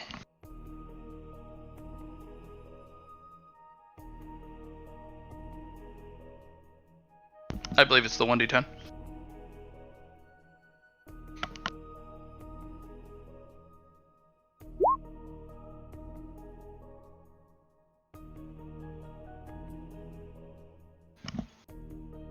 Alright, give him 36. 36 insanity. Nice. Next morning, this guy is having a hard day. Very hard day as he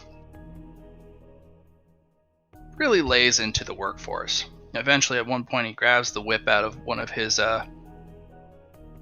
slave master's hands and starts to wail on the back of one of the Goliaths. But he's in such a frenzy, he doesn't stop until the Goliath's dead. And then keeps going, and everyone's just like, whoa. Okay. You're angry. And you pretty much killed the entirety of the Goliath workforce. There were only about 50 to begin with, and every day after the third day, they lose about 6. They seemed like nice people, but you gotta do what you gotta do.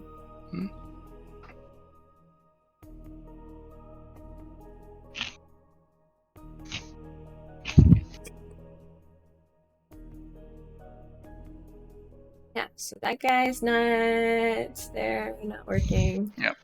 And eventually, how long do you keep at this?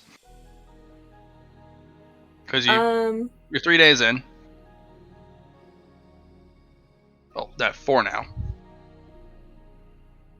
I'll go another 2. Alright, roll your 2d10.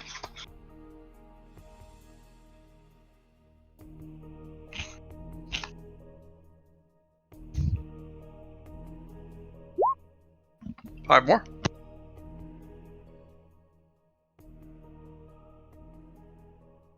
Those are very low rolls. Eventually, this guy gets kind of into a another yelling fit with the hunter,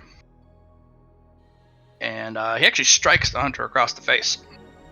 The hunter kind of gives him a look like, okay. And he kind of picks himself up, adjusts himself, turns around and walks off towards, the camp, away from the work area, without saying a word. And he's like yelling to get back here. I'm not done with you. Do you know who you're dealing with? Do you know who I am dealing with? On the silver grade adventure is kind of watching this like, well, okay then.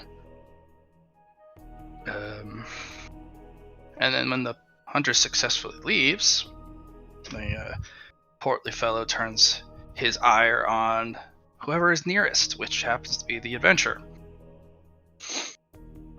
And the guy just kind of lays into him. And he's like, not really much I can do. I'm just here for security in case something comes by. And I have to fight it.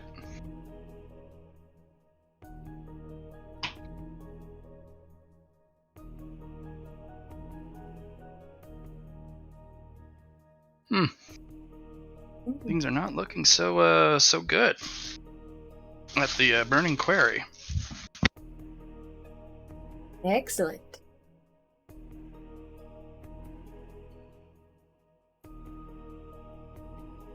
So, you're now 6 days in. Mhm. Okay.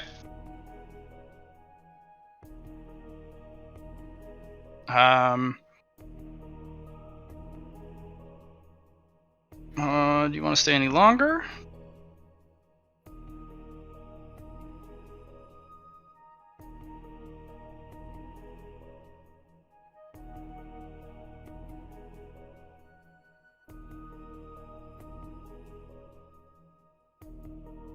I'm not sure. You can always head back to base. I'll Leave check your mouths in with, here. I'll check in with Susie and see if she thinks I should be doing anything else. Well, let's actually get the group to catch up then. Okay. Alright. Yeah. Susie? Phil? Phil, you made a deposit? What are you two characters doing? Susie's getting Susie is getting her mushroom farm ready to go. Phil. I think Phil is going to continue digging out the dungeons so that he can plop that library down. Okay, alongside his cool. kobolds. Yeah. All right, it doesn't take too long with you and your kobolds to dig it out. And eventually, you plop down the library. I can go get a return. You want to go drop off the thing for Ing? Yeah, just let me find it in my journal first. Buy my things! Yeah, that's Ing. Ing version. Ah, yes. 8K. Back for the library container. I will stop by. Well, I guess I don't really have to stop by Susie. I can just talk to Susie, but I'll stop by Lord Ghoul as well and ask if. I'll ask Eastly too. Maybe Ingrid, if there's any books they would like me to pick up from Ing that Ing may have. Susie will give you a list on alchemy and potion making and gardening and mushrooms, all kinds of fun stuff. I will also put in here that I am not exactly. I don't have nearly as much wealth as I used to. So You asked what Susie wanted, and Susie gave you an answer. I'll put on diseases for me. Okay, I'll see if Ing has these things. Now I'll go to Lord Ghoul.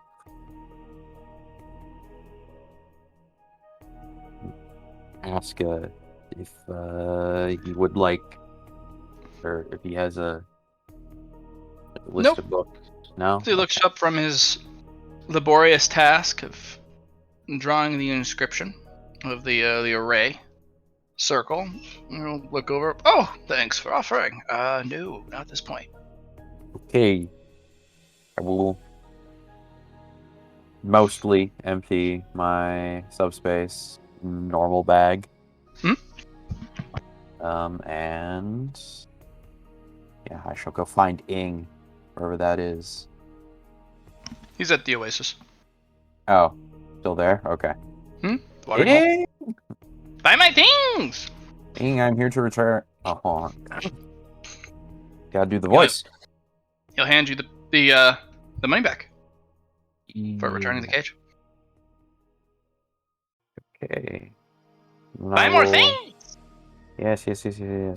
Oh yeah, we got the big messages. I will present the list that Susie gave me, and as well as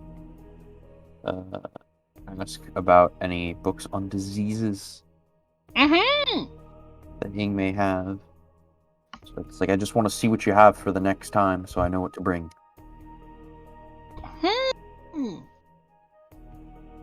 And he'll pull out a little bookcase. Diseases, viruses, bad things. A lot of books. Bad touch. First shelf, non-magic. Second shelf, magic stuff. Third shelf, mysteries of the unknown and the unsolved. Mostly books, theories, handwritten journals. Okay. How much are they? Which one? Just top to bottom. Top to bottom? Yeah. Hmm. Full shelf, top to bottom. Whole shelf? One gold a Fill out book. that library. 1 gold a book for top shelf. Bottom shelf, 1,000 gold a book. Bottom shelf, barter, best offer. All right. Barter bottom only. shelf. Bottom shelf was the third shelf, right? Mhm. Okay. How many books are on the top two? On the first two shelves? 10 apiece. So 10,010. Okay. Mm-hmm. So 10. I have 900 gold, dungeon gold, for a book on the 1,000 apiece. No. This is the diseases. Mhm. All right. And then for the extensive list that Susie gave me, I'll say, Ing, keep this shelf here. I'll pick up some of them. Like I will for sure, but I will for sure. You can buy the top row for 10 gold. Yeah, I will, Okay. but you know, Add the Encyclopedia of Diseases and Sicknesses. you know, you'd think being in Volumes college. 1 through 10. How the fuck do you spell encyclopedia?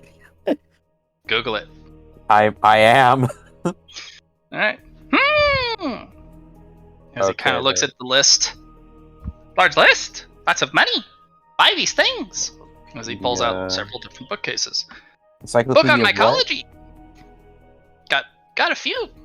He holds up 5 books on a little display case. Very rare. Hard to find. It was the encyclopedia of what? Of diseases and sicknesses. Diseases and sicknesses. It does include things like melancholy. That's a sickness. 1 through 10. 1 GP per. Alright. Now, apologies because I was trying to write that out.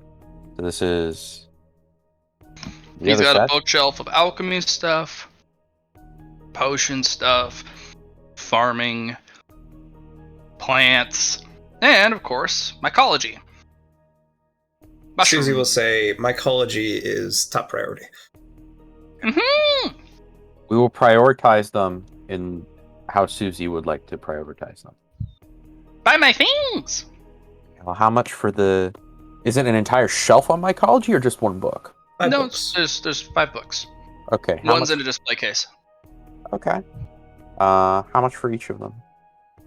10 gold. Very rare. First editions. Not many left. Mm-hmm. So the 10 Always gold each? bought by the mage associations and other places like the Hunters Guild. They always buy the full set.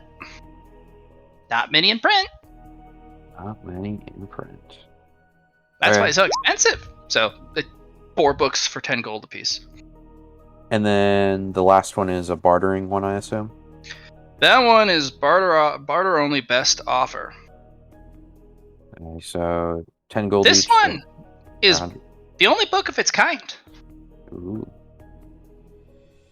Okay. So they're 10 gold each or 100? 10 gold for the 10 gold. basic 4. Basic 4. All right. 40. What are they called?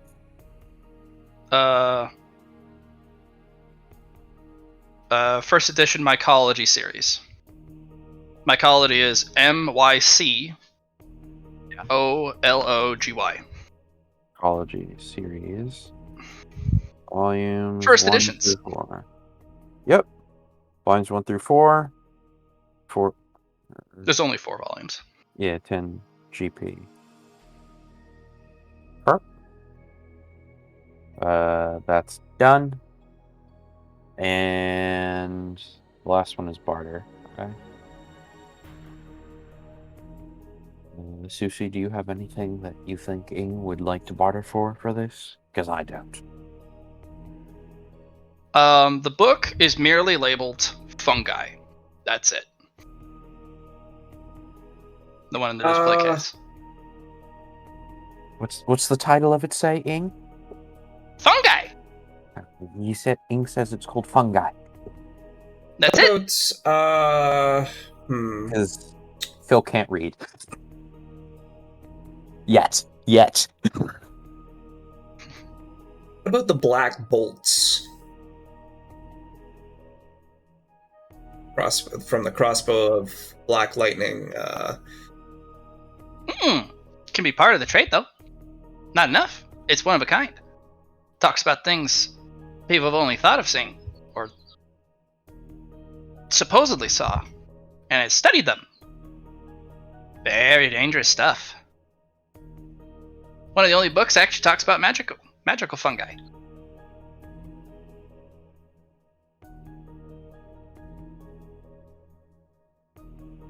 Magic fungi, very dangerous. They do things, weird things. It's hard to explain.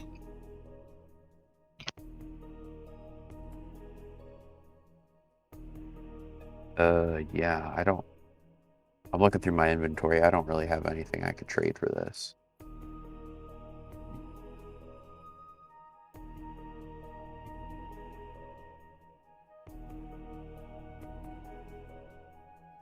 Eat, sleep. Phil, go ahead and give me an awareness test.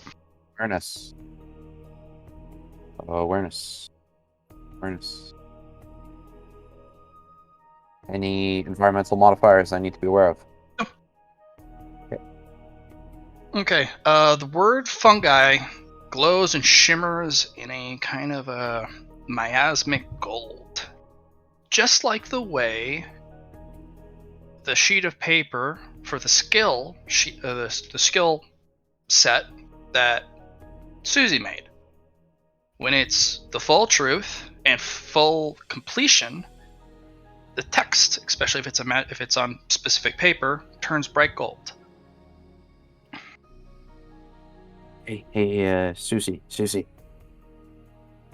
The title on the book, or the words on the book. I'm trying to keep Phil consistent here. The words on the book are going all shimmy with that weird fog-like gold stuff that you do sometimes, maybe. What about a bandolier of glass, the glass daggers?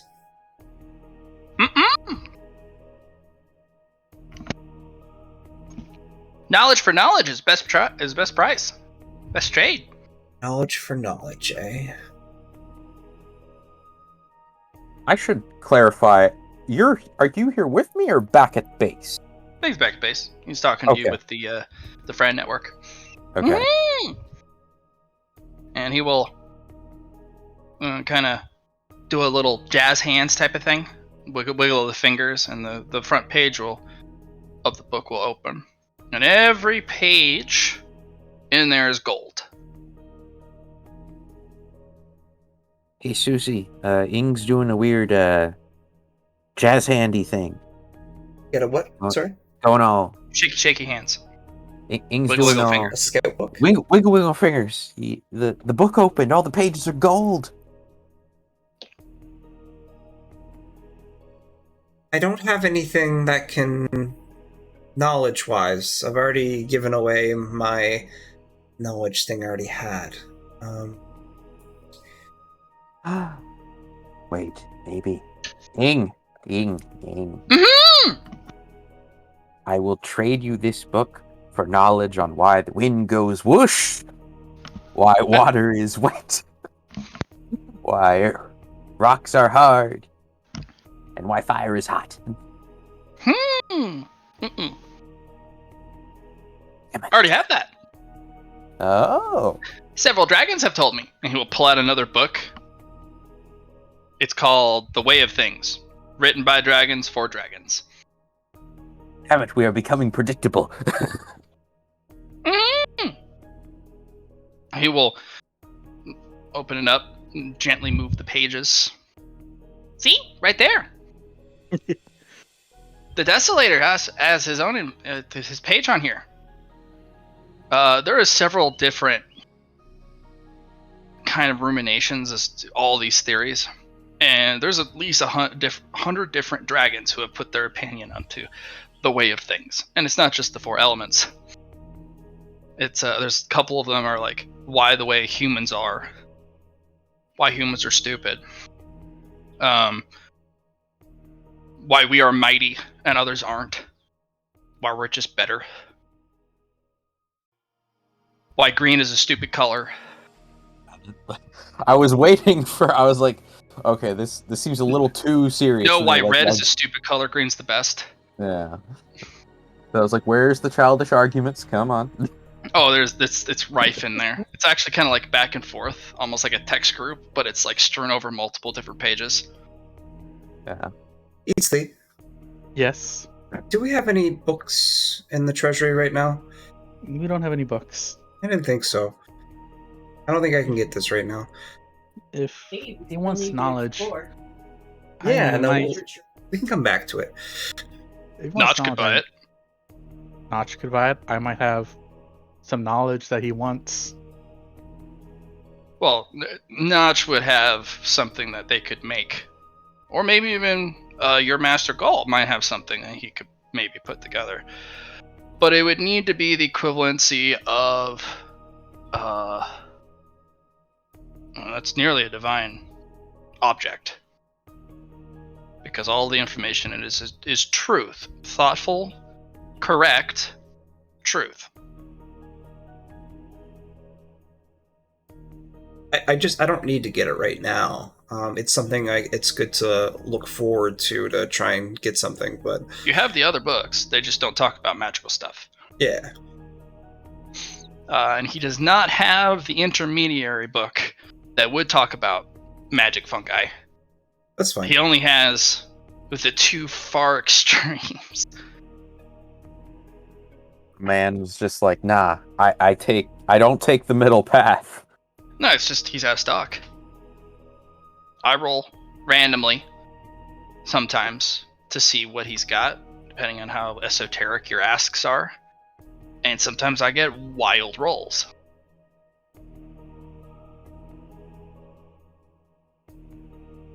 That book's not going anywhere for a while. But eventually, some weirdo is going to buy it. Yeah.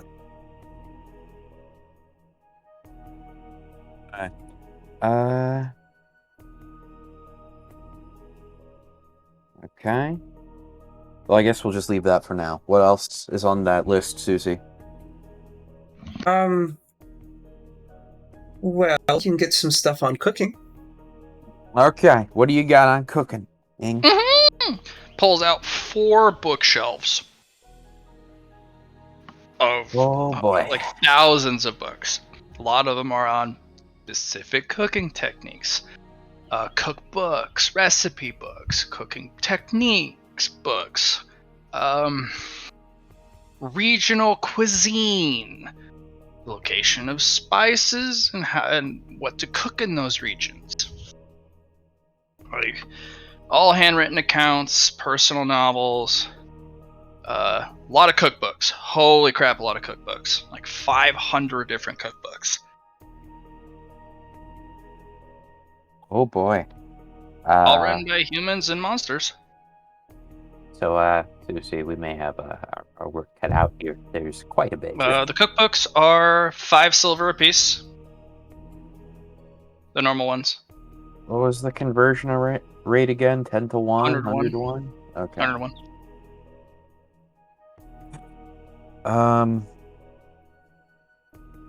How much for the lot of it, Ing? For all of it? Couldn't afford Yeah. it. The cheapest, but the highest quantity of the He cheapest will stuff. pull out 10 books out of the near 2,000. And he will point at the pile and go, 1,000 gold! I'll pay the 900 up front, so you can take that off of it. Or remove that from my inventory. Send it your way. Sure. You're paying 1,000 gold for a ludicrous amount of cookbooks. Yes. Let's see how much the other ones cost. Yeah. The cheapest one is 550,000 gold.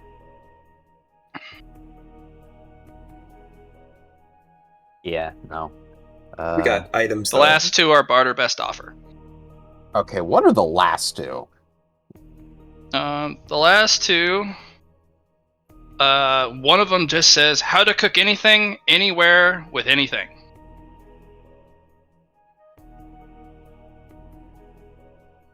Okay. What's the other one?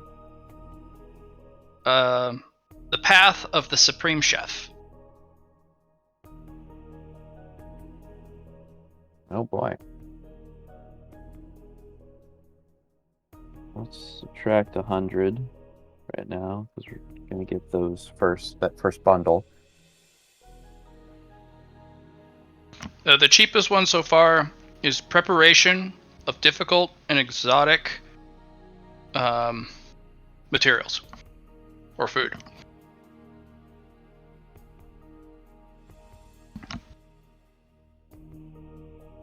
You got that, Susie? I do. Middle two, how to eat something that's unedible. I want that one. That one's... They're in the first. I'm pretty sure Matt's listing out the 4 books for the 1,000. No. No? These are the 5 books that he pulled off to the side. The rest are just handwritten books. They're It's knowledge that I'm going to add to my library, but these ones are important. These are the special ones. Yeah.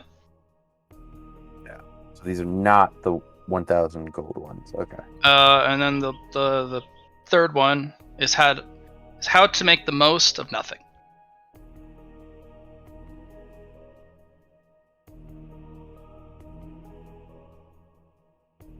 Getting a bit philosophical there. Yeah.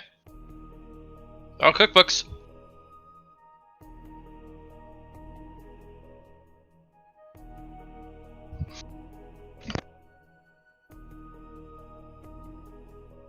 Yeah, the one to eat anything. I want that. I want it.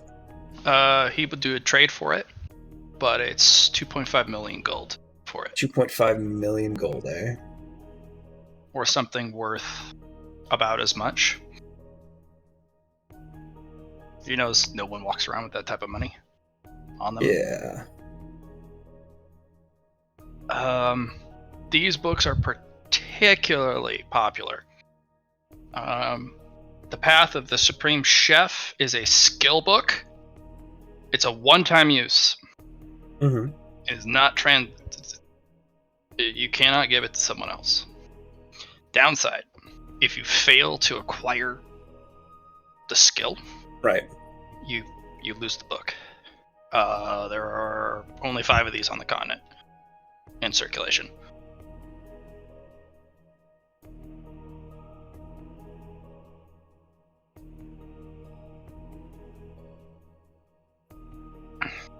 The others are just the high-end books.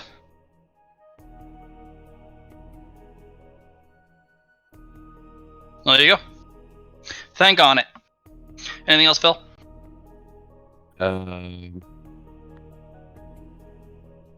Yeah.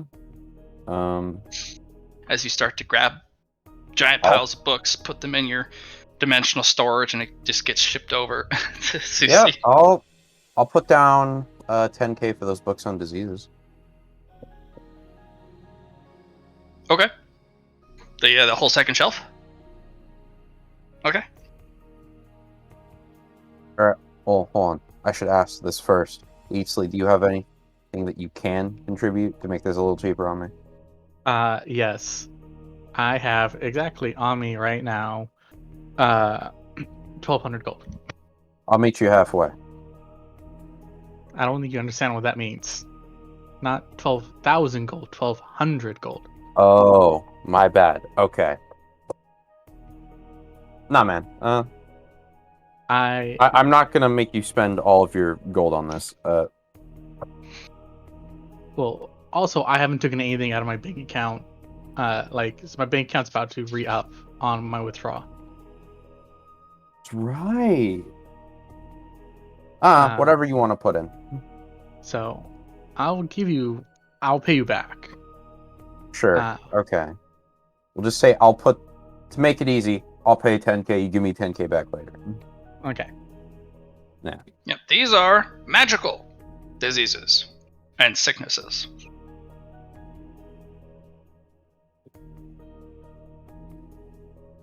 All right. So, Oxon, or how would you like to title them, Matt?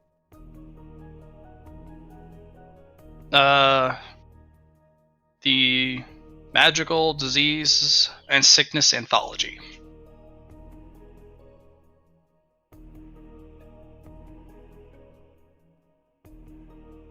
Anthology? Anthology. A-N-T-H. Volumes 1 through 10. Nope, they're not anywhere related to each other. They're all written by different authors, and they're not a series.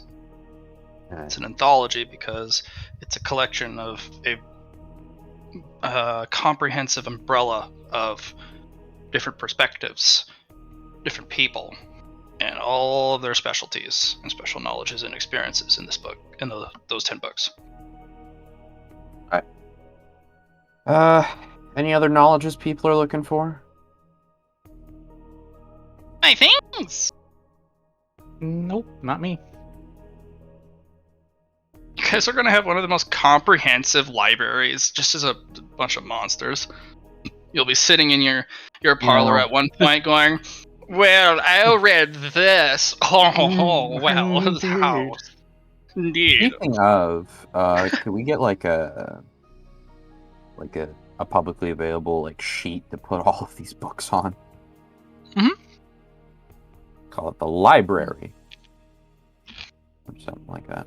Here, I'll give it to you for now, and I'll make it available for others in a bit. Sure.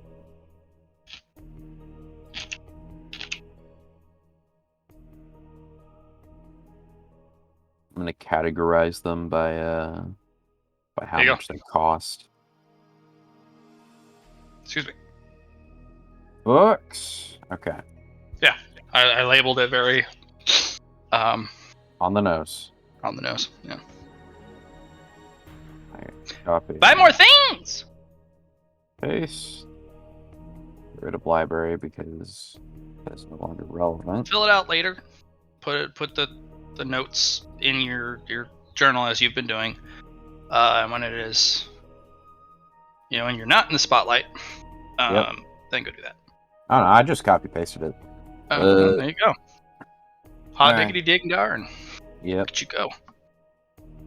Copy pasta. Skills for days. Yep. Wait, that's it. No, that was barter only. That was barter only. That was 50k. Anything else? Hey, ho, lean close.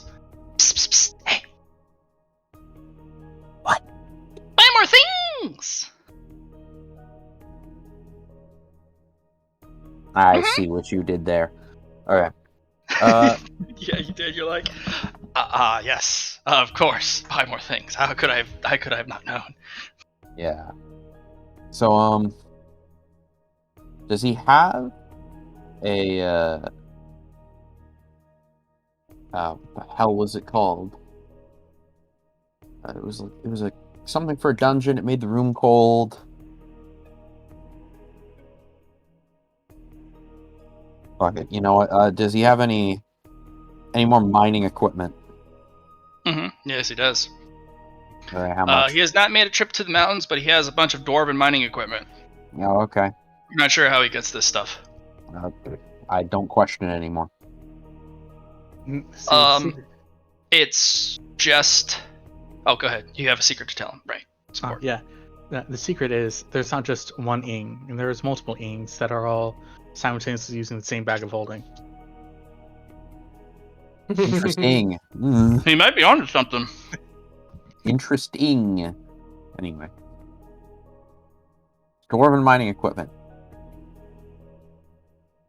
How many? He has enough to outfit 200 miners with full gear. Protective gear and the dwarven mining equipment. It's all basic. None of it's magical. Oh, that's fine. They're just better. It's going to be 20 gold a set. 20 gold a set. Oh boy. He has 200 sets. They're designed for dwarves, though. If you put them on your kobolds, Dave, How much for just the pickaxes? he's going to sell them in sets. Damn it. This is a... if he starts taking apart the sets, sure, he can sell the pickaxes and whatnot, but it'll be hard to sell the rest. So he does have an enormous amount of normal pickaxes. Like, oh, okay. Well, you how can much pick are a up bunch of normal a pickaxes? pickaxe for 1 silver, and he has thousands of them. I will give him 1 gold coin for 100 pickaxes. 2 gold coins, actually. 200 pickaxes. We need replacements just in case. Yeah. And then he just starts just unloading pickaxes. And they're just stacked in crates. And he just starts taking crate after crate after crate. Yeah. Susie, do me a favor. Go to the kobolds and just get and make sure that they know this is a gift from me to them. Okay. You're passing through massive crates. Oh, Susie, you're just like, what the hell? Pickaxes? Pickaxes for days. pickaxes for days. Quite a few days, actually. Especially if you Not take care of quite. them and sharpen them. Not quite bayonets for days, but maybe we'll get that one day. He's got bayonets. All shapes and sizes. He's got them by the thousands. But Phil doesn't know what a bayonet is. True. Alright.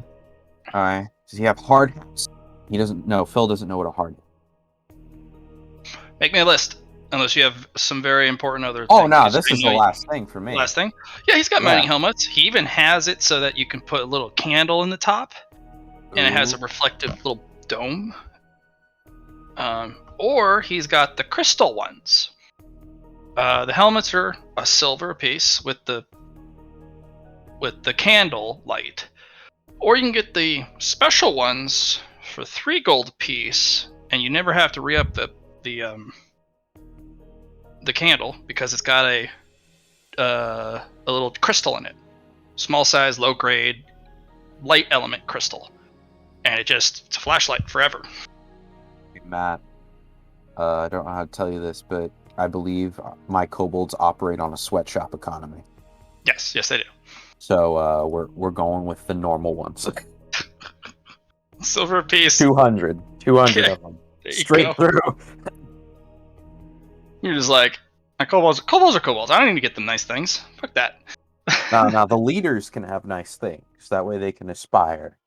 Okay. You want to buy like 3 nice helmets? There's 100 of them. I'll go with 10 Okay. nice helmets on So top 30 of the gold. 200. Yeah. Alright, there you go. Yep. They're gonna be proud, those kobolds. They got picked by the Great One, they the Great did Leader, indeed. the Great Dragon. And then He that's gave us gonna the shiny be helmet. it from me. Okay. Feel free to move on. Eats Larry. Yeah. What trouble are you getting get into today? Well, today he is going to finish learning the First of the Wonders techniques. Mhm. And then he's going to go to the Temple of the Lost Soldier. Okay.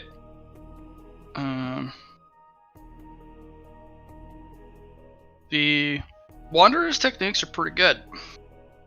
The first one,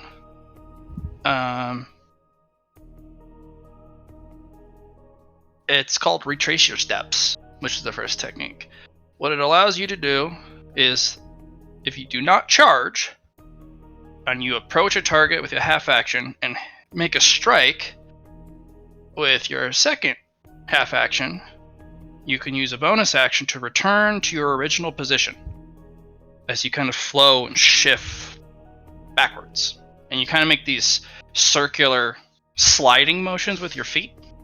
And yeah, it puts you back at the original space. Allows you to dip in and out. And it does not proc attacks of opportunity.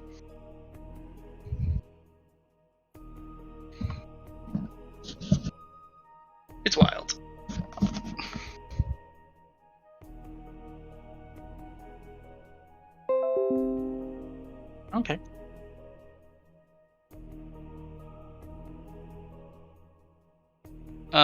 Retrace your steps only retraces from the last place you moved from.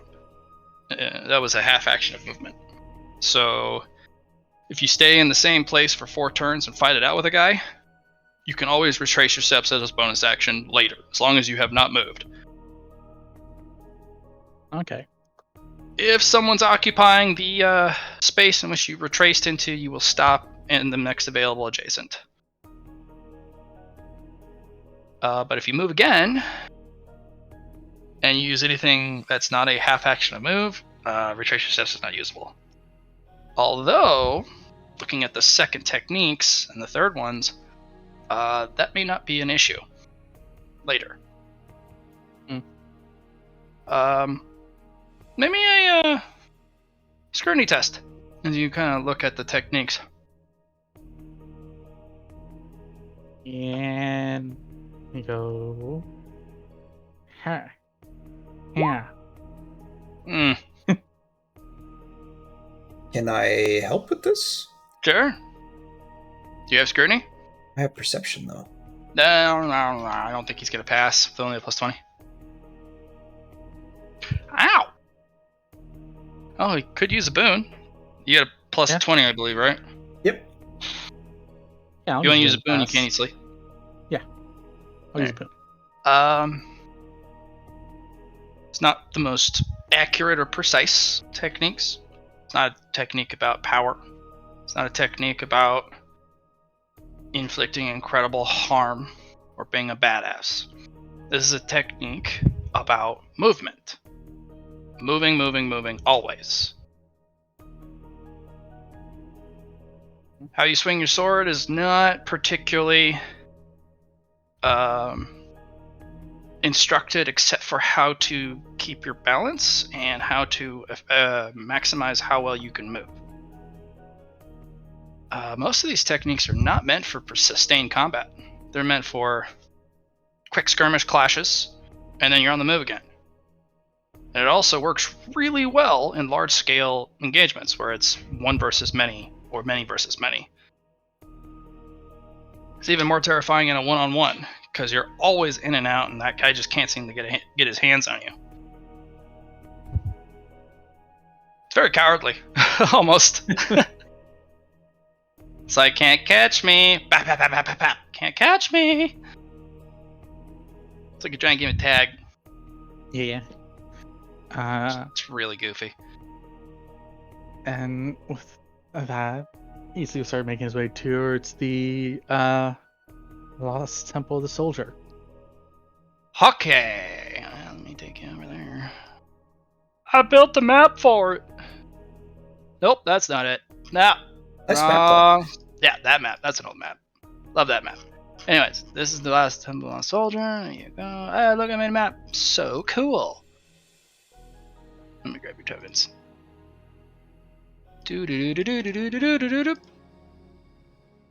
Nope, not that one. Boom! Oh. Yeah, I forgot something. Puzzle. Look, it's so nice. Oh, it's so pretty. I know.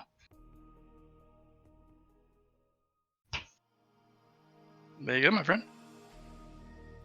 You are at the mysterious temple of the Lost Soldier.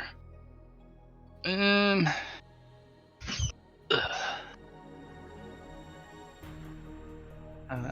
he's just gonna walk up to the Wanderer and like, greetings. Sorry about the moving scoot. No, it's fair. You were. Yeah, just I've wandered long enough to know when you got to get the heck out of Dodge. And you were right. I like to hear that. I like to hear that I'm right. But in the context of what we were talking about, that is the last thing I wanted to hear. I would have liked you go, well, Wanderer, you're actually incorrect. It's only this. And I would have been like, okay, it's just a phantom or a specter, but you're like, no, you're right. Well, dang. That's not good. No. Well, let's forget about all that noise. That's just negativity and glass half full type of stuff. Or half empty. Have something. Let's have something, but it's we're on an adventure, you and I something about this place. It's it's different. Almost feels like a graveyard. No, not a graveyard. Graveyard. Have you been to a proper one? Or have you been to any at all? I have not been to a graveyard. They come in many different shapes and forms. Sure, this is about the dead, but not in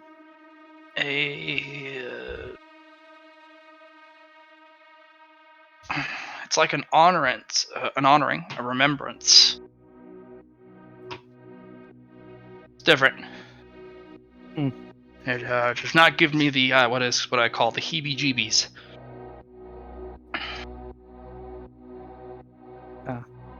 You'll also notice that the Zorps up there are very well behaved. Very strange. With that many Zorps, you would think that we'd be up to our necks in them. Little bastards. They're cute though. No, they're not. They bite holes in my stuff. Cutely though. Eventually, you're gonna find the razor tooth Zorps, the ones that like to chew on bones. It helps them sharpen their teeth. They're the little red bastards. They love Skellerman. Oh man, they'll take a Skellerman apart in an afternoon. Well, I'll just have to bonk them then. Well, there you go. Well, I got here before you, but just barely. And just finished setting up by the time you arrived, so, what do you say we take a look around? Yeah.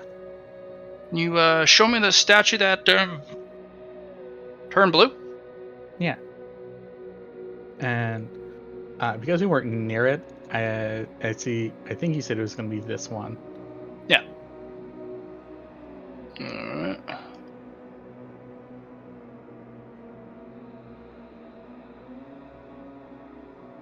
Alright.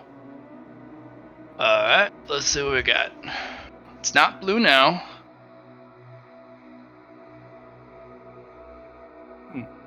Okay, alright. He's just gonna yeah, go ahead. go into his bag of holding and pull out the mirror shield. Oh. It had the fire and darkness charge on it. Whoa. What was that about? So this absorbs elements and Sure. keeps them as a charge.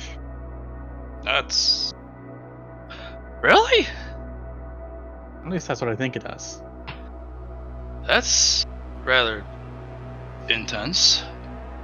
Yeah. Do you know how to use it? I hit one of the glowing symbols back here.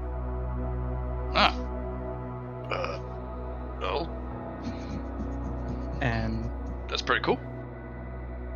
And if these reacted to its elements, I was just wanting to see if the Temple of the Lost Soldier react to the fire or darkness element in here. Sure.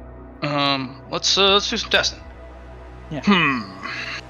And he'll start with pulling out a flagon of water and just shaking the water onto the statue.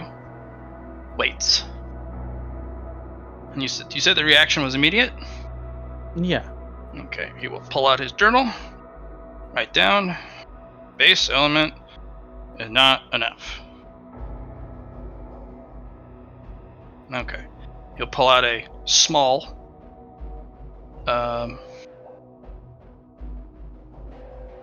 Aether crystal, low grade, of the water element, and you'll press it against the thing. Ooh, look, little reaction there.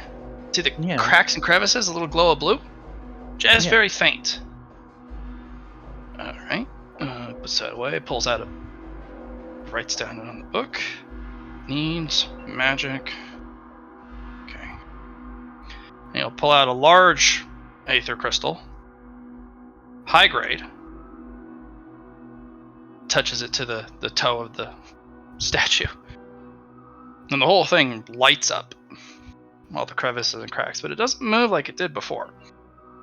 Like, it's not moving, but it's reacting like it used to. Huh. Okay. Can I make some extrapolations? Of course. Okay.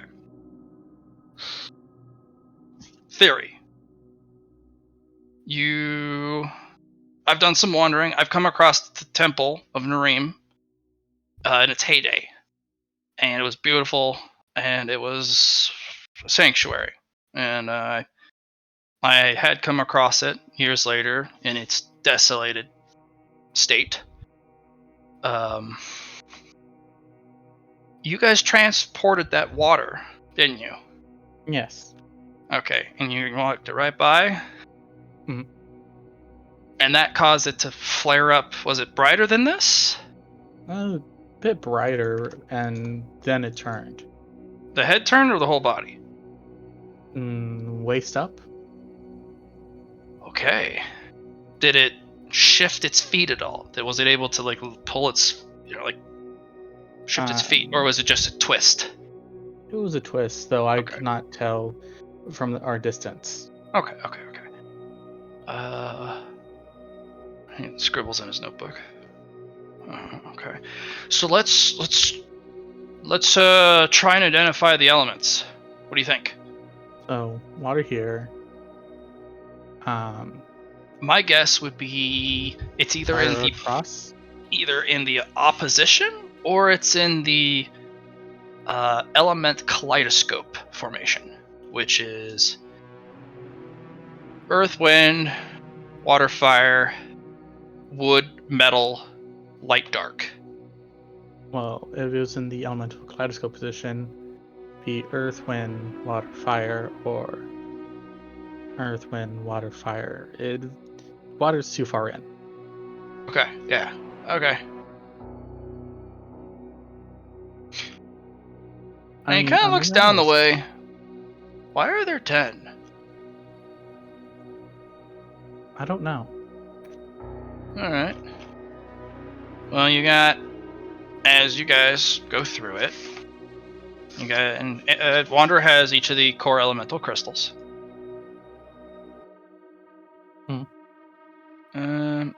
Let me type it out. Text! Let's make it 32 with blue. Water! Haha. And then... You're right. Fire!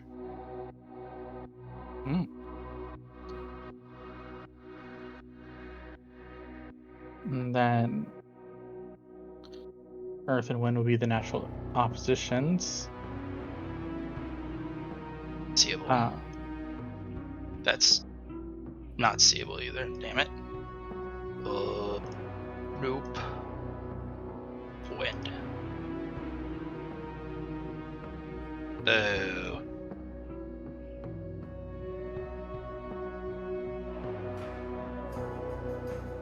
Well, this is butts.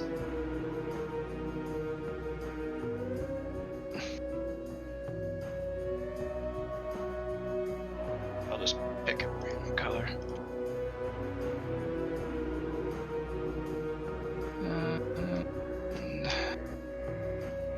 Earth, but it will be orange.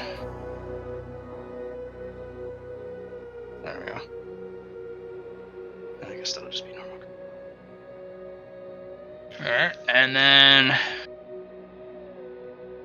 going to have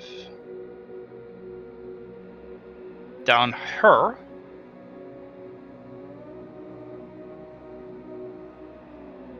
Metal.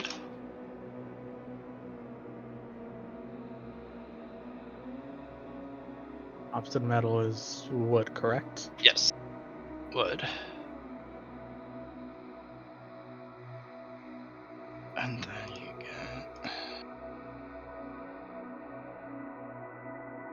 Light, dark. Yep.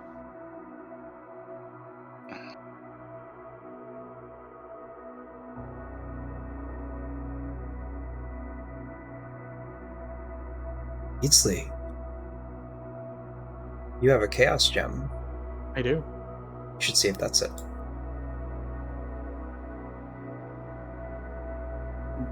I was like, well, alright, that's cool. I like this. Because I'm getting the theme, alright. I have an idea. Mm-hmm. Because these are just the elemental core elements. Yep. And if you think about it, there's the two other core elements that are missing, Mm-hmm. which is chaos and order. Oh, I got an order crystal. I don't have any chaos crystals, though. I don't like to keep them I- around. Weird shit starts happening around. I keep a chaos crystal on me. Somehow I don't. I'm not surprised. Hey. And I'm gonna go set the chaos crystal down. Yeah, it flares up.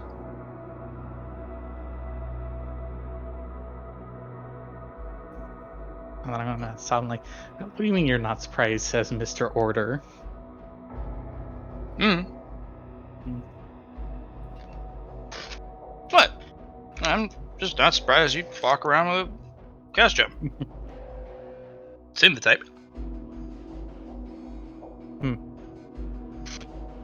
Take it as a compliment. Alright. So, theoretically, if we get all of the statues to light up, the front door should open. But let's study the front door. See what the heck is going on with that. Alright. Alright, front door. Tell us your mysteries. I'll be rolling ints, awareness, and assignations.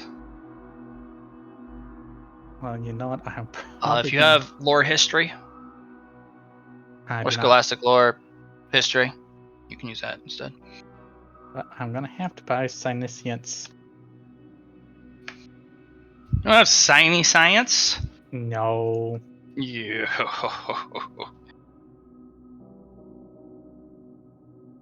So just straight it then?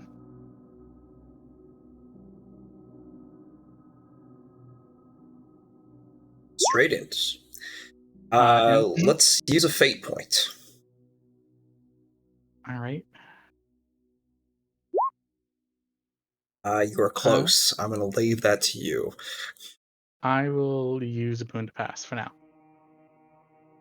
I'd say, or you could buy 2 points worth of intelligence, but that's on you. I mean, yeah.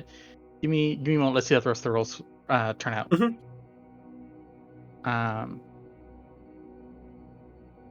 Actually, no, I'll just buy the 2 points of int. And it's my casting stat anyways. Look at you go. 39 Okay. to 40 is 3 It'll points, cost right? you 3 though. Yeah. 1 for to 40, 2 for to 41. Yeah, I just wanted to make sure. Yeah. And then you said awareness or perception? Awareness. Just to take in the sights, see the things of the thing. Nice. Wow. And a Psyniscience. Science. Good. Very nice. Okay. What you're looking at is a bit of a mural on the door. It starts with a line of soldiers shields and spears, locked shoulder on the lower half. And there is one particular figure on the left door and the right door, androgynously at first, but one has kind of a more slim figure, the other one is more stout figure. Each of them above their raised hands, palms upwards, circles, 5 gems each. And by the kind of, you can't tell the color is long gone, but each one has a different shape to maybe help represent maybe one of the elements that is represented here. And each of the 5 soldiers on each door has a element that corresponds with one of the shapes on their shield.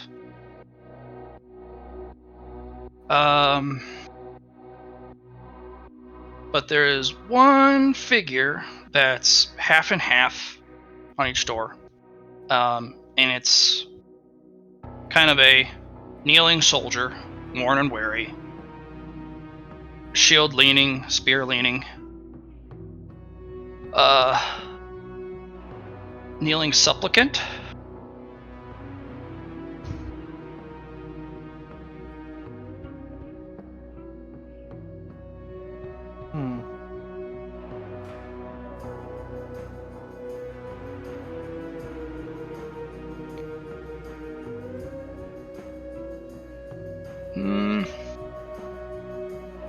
Wonder's like, well, we got the element part right. And if we didn't, well, the answers were kind of on the door. Well, I guess so much for being clever. Kind of instructions here. Bit of a high bar, though. Like, I didn't get the full light up from even a large grade, high, or large size. High grade, large size gem. Which means you're gonna need maybe at least a supreme gem? Of each? For each? Well, luckily I got chaos covered, but Ugh, that's tough, because what if you lose them and you only get one try?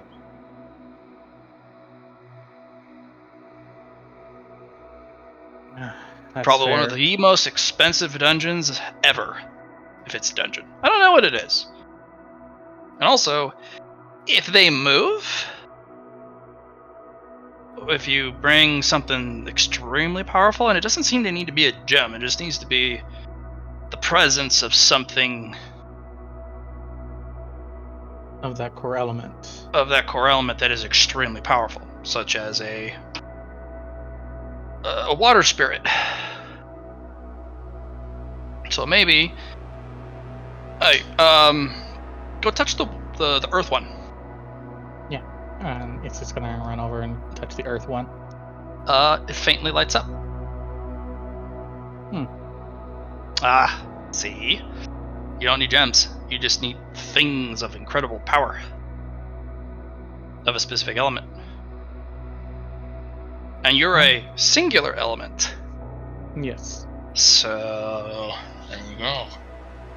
I don't know if it'll allow hybridization of elements or allow the allowance of sub-elements.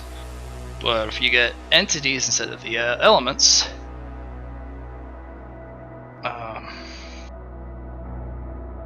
you could open up that way. So there is a wisp bright water. We have a dark element. I don't know what fire. Ethan is gonna walk over and place the fire shield on the fire one, or the mirror shield on the fire.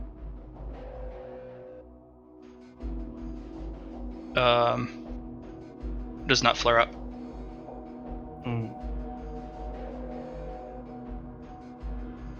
Gulper, maybe.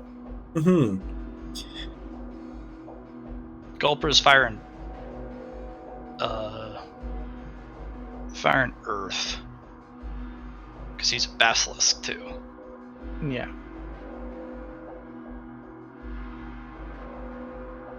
Hmm. You need something like an Ifrit, I mean, or just pure spirit, elemental spirits, that is fair. or gems, or whatever.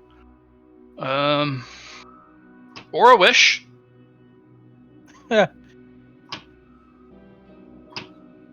A wish. I mean, I have one of those. Don't get me wrong. No. The Laura stares at it a bit longer. I'm getting a different vibe. Is it prostration?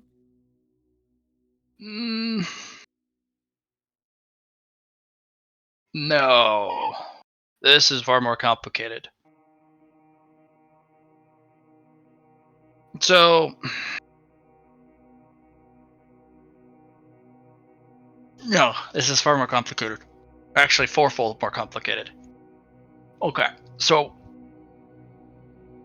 in the older lore, before things got reshifted around, the very beginning of the new Pantheon, after they outed the old, there was a big war. Huge war. We had new supplicants, new acolytes, new faithful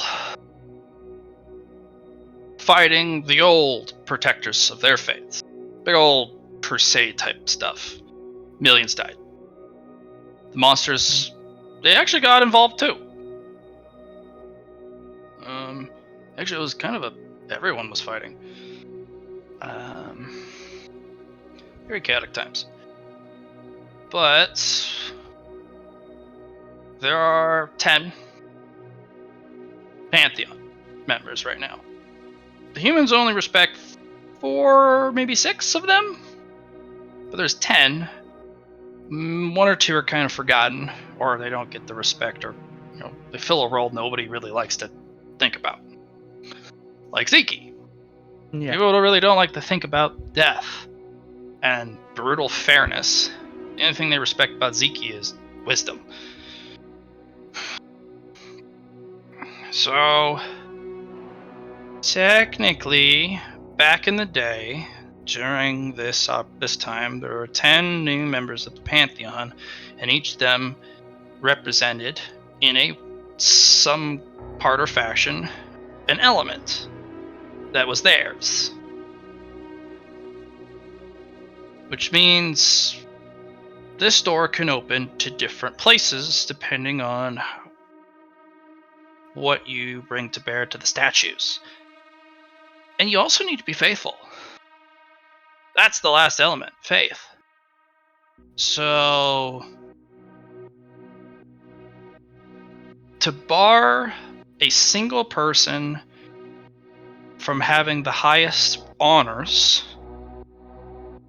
you need the respect from everyone. And the statue moved when you brought by I don't know how strong that water spirit was. Fair. Do you know how strong it was? On a scale, let's say 1 to 10, an 8 or a 9. Okay.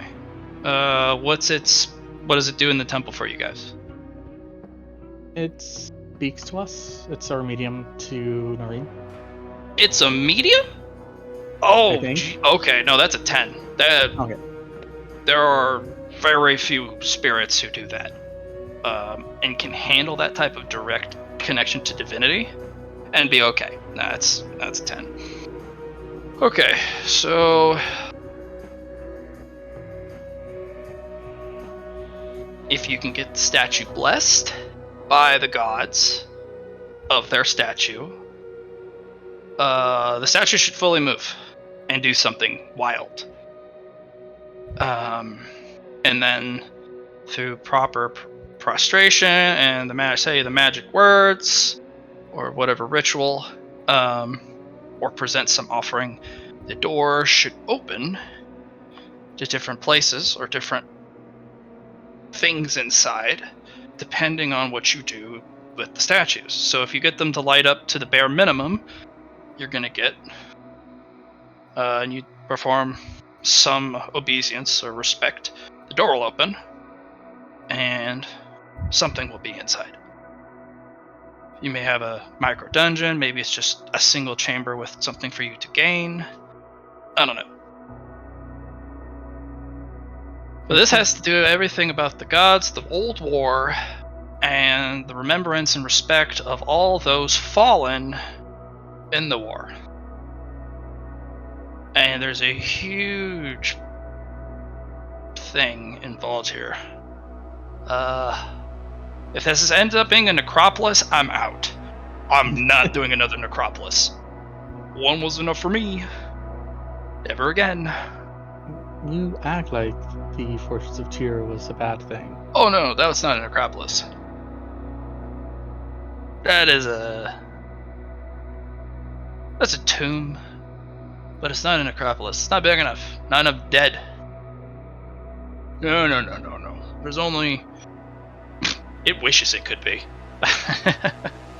That would be a baby necropolis. Probably 1/10,000th of the size of what it needs to be called a necropolis. Yeah, no. Well, I am trying to get to the land of the dead, Wanderer, so... Don't tell me that. Come on. In fairness, I was told this would have a lantern. A lantern? To help me with the land of the dead. Then you're gonna need to show proper respects to the soldiers here. And you're gonna need to know the magic passwords and some sort of ritual. I don't know. This is far more complex. Now, if you look just barely, not on the door itself, but the pillars and the archway, you probably don't recognize the language that was used a long time ago. But basically, it's basically saying, well, there's a couple words missing, so I'll try to extrapolate. The gods watch and observe any who walk among the fallen. And I think these are referred to as the visages of the fallen. So we're under observation right now. So how we act, comport ourselves, and present ourselves matters. Any profaning, profanities, desecrations, disrespect will all be remembered. No cursing the gods here. Precisely. And on this pillar, even cursing the old gods is intolerable. This is a place of respect.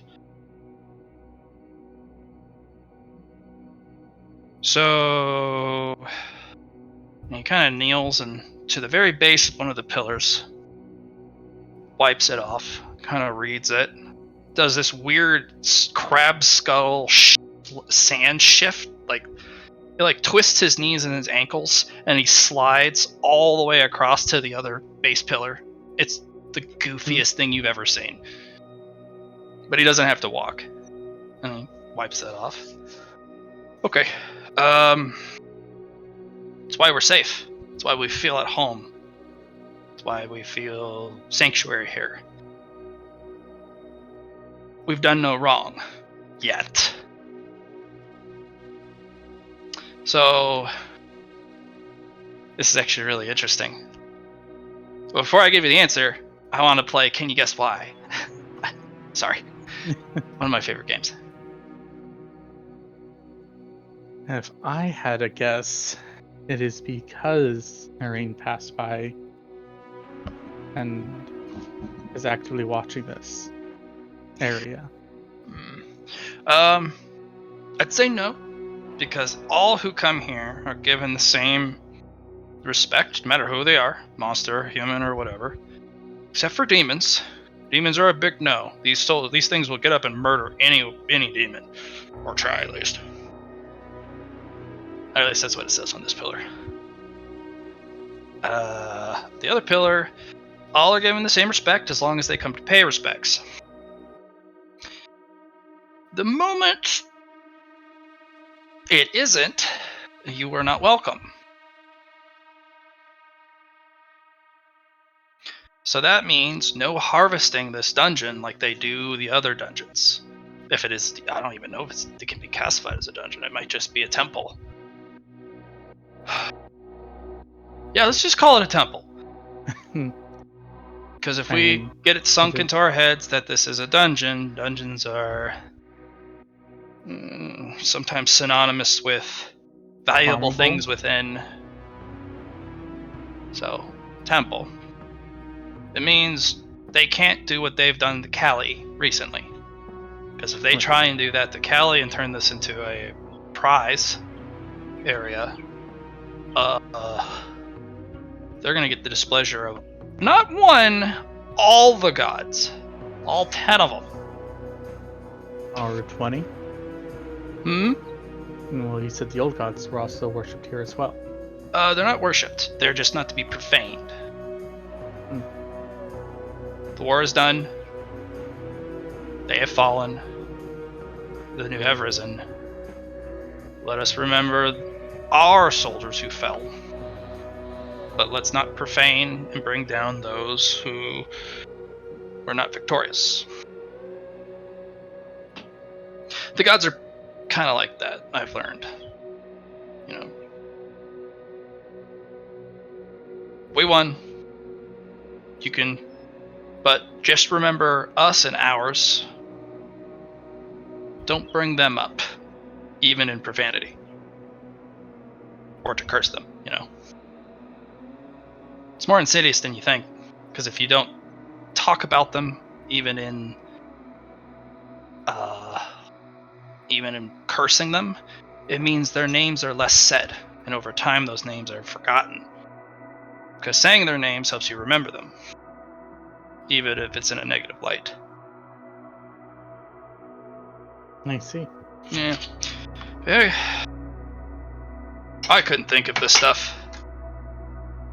Just some divine level stuff. But hey, I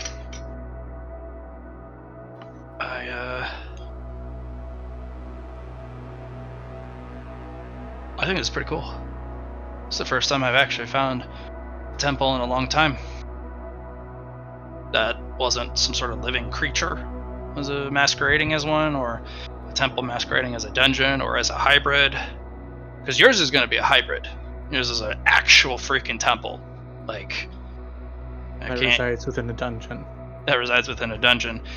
And that's an unforgivable sin to the humans. To me, I just think that's really cool. I mean, don't get me wrong, we have some humans coming for us. You guys need any help? Probably, but Wanderer, this is also not your problem. No, it is my problem. I wander, and I take in the world. Their eyes unclouded by hate. Nareem is peace, hearth and home, and water. Clean water, drinkable water, safe. I've seen what the humans have done to Nareem's name and her message over a long time. And it is poisonous. And they come to poison your well. Probably one of the only few wells that's not in the ocean. And those have dwindled and dwindled. And something ominous, I will say, will happen. Something this continent can't afford. If there are no more temples on land on this continent from Nareem, unpoisoned, uncorrupted, and untainted, things are going to change.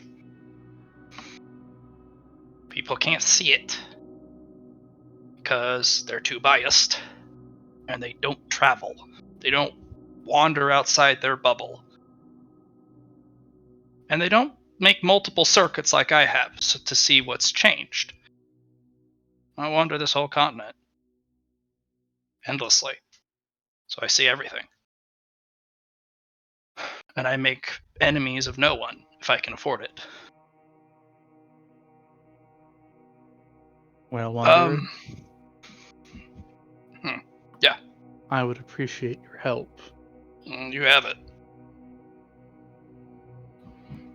And as a priest Ezeki, sometimes one has to keep the balance. Well, are you an actual priest or an aspiring priest? Inspiring priest. I believe I well. took the class priest. Well, you took the class priest, but you're not a priest of Zeki. No. Priest class is a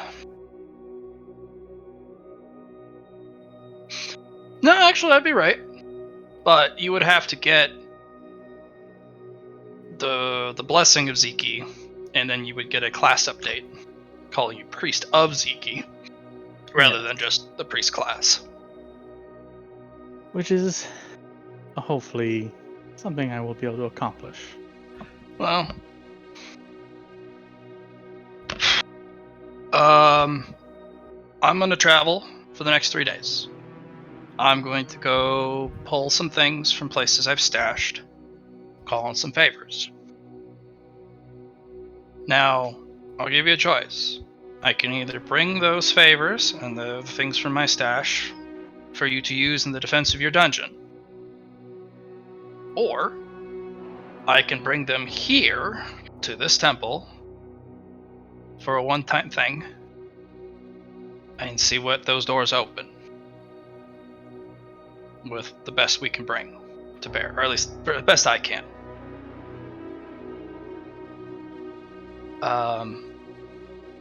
I don't know which will better help your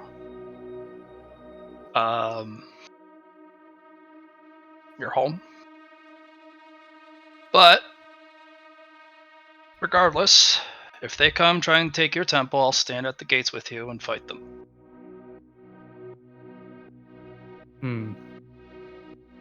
Because I know who comes to poison your well, and the toxins they emit, and the poisons they drip.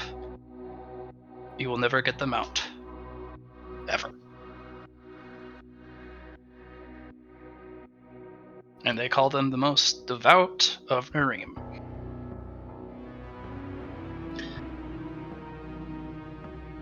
I would like you to bring yourself to help protect my dungeon.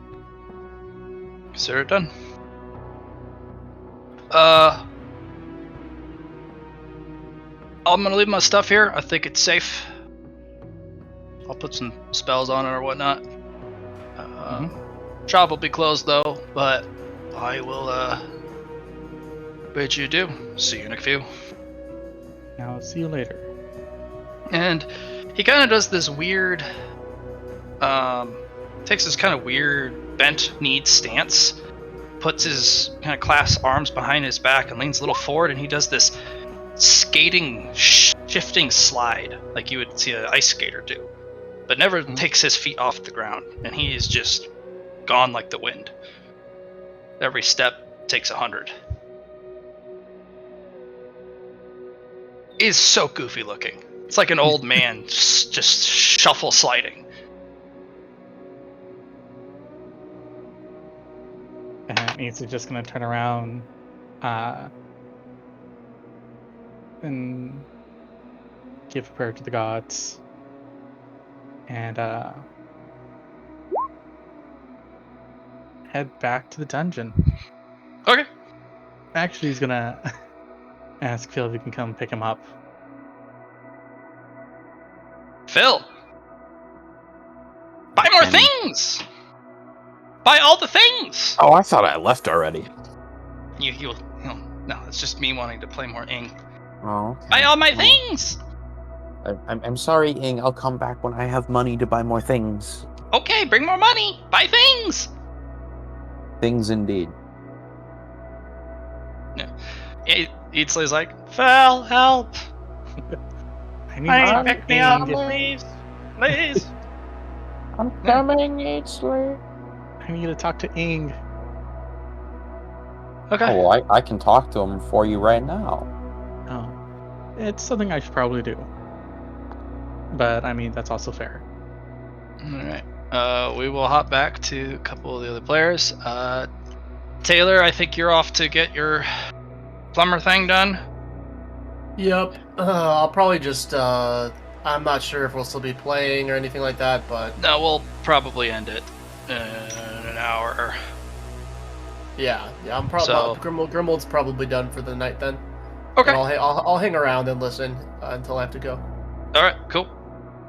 Thanks for playing today. Yeah, thanks, guys. Indrid! Chaos. Pure chaos at the Burning Quarry. Susie! You have so many damn books. And you start working on your gardens, you start organizing, cooking, brewing. The amount of stuff that is brought, and since you are the team's parent, technically, or at least that's the way you operate, well, all the kids have brought stuff and went, here! Here? Like, literally just, here's alchemy supplies, here's books, here's plant stuff. Yeah. There's so much stuff coming in, but there's no organizational product. There's no process. There's not a place for things. So now things are just starting to pile up faster than you ever imagined.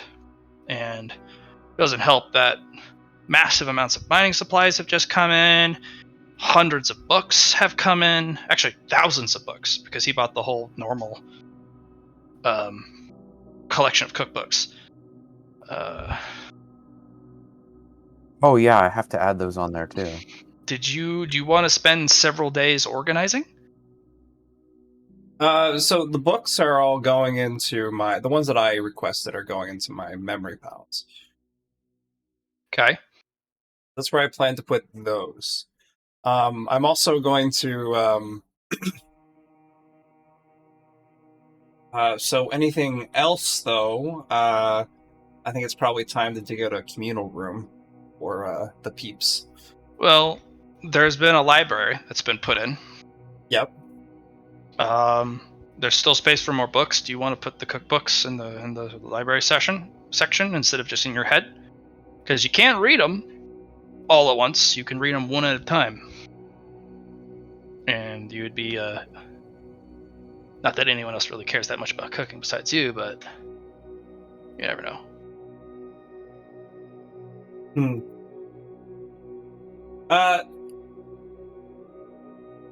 knows? One of the kobolds might become a chef.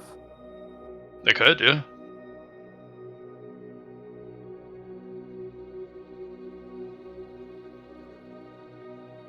I'll organize stuff, but the cooking books and stuff, I plan to have them in my head. So Okay, done and done. Your head feels very stuffed. What's your int score? I have 44 with 2 unnaturals. All right. Doesn't hurt, but your head feels stuffed. Ugh, it's a lot of books. So I have a limit on how many books I can have. You're not sure. You get a kind of a vague feeling that the smarter you get, the more books you can have. But also, when you get unnaturally more intelligent, it exponentially grows based off how smart you are.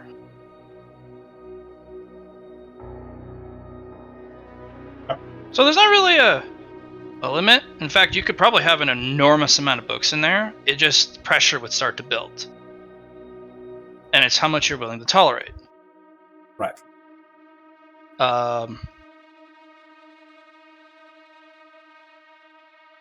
But having almost 2,000 cooking books in there, that's like, ugh.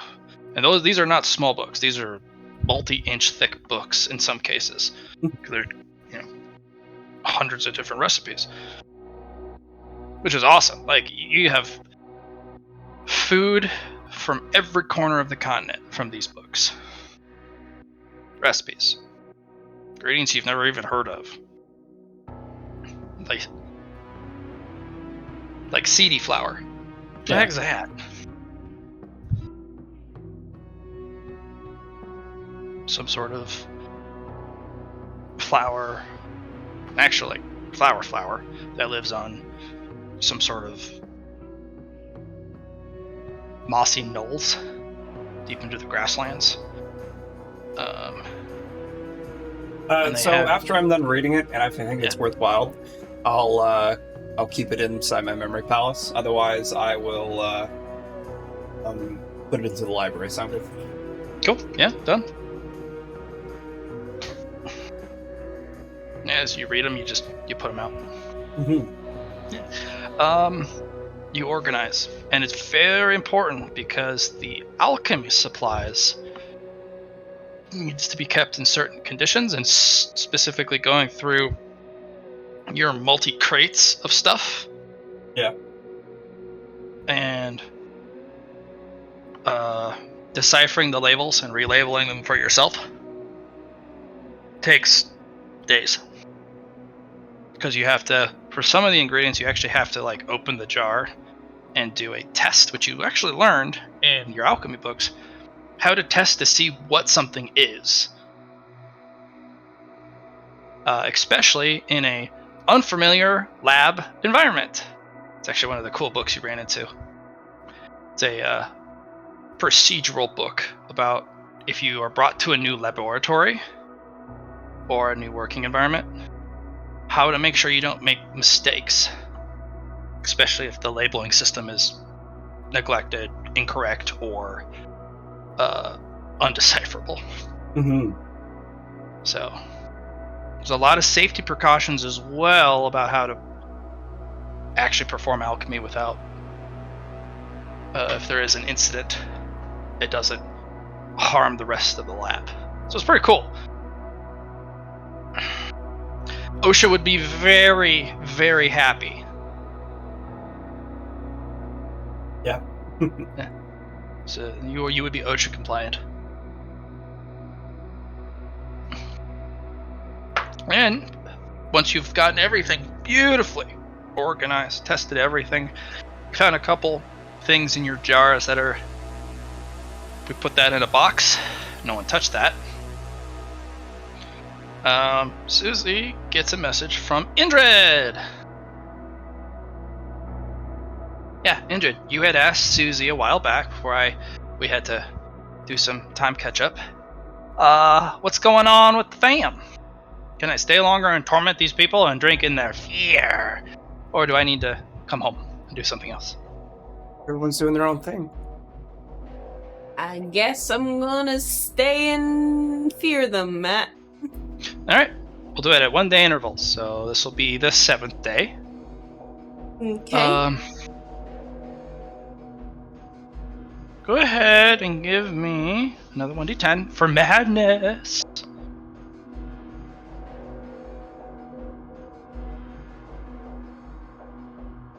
Madness! Madness! Oh, wow. He's already above 50 at this point.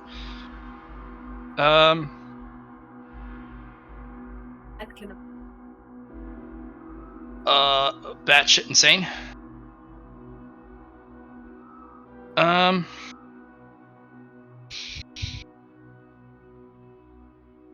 At some point, there is a incident at the quarry.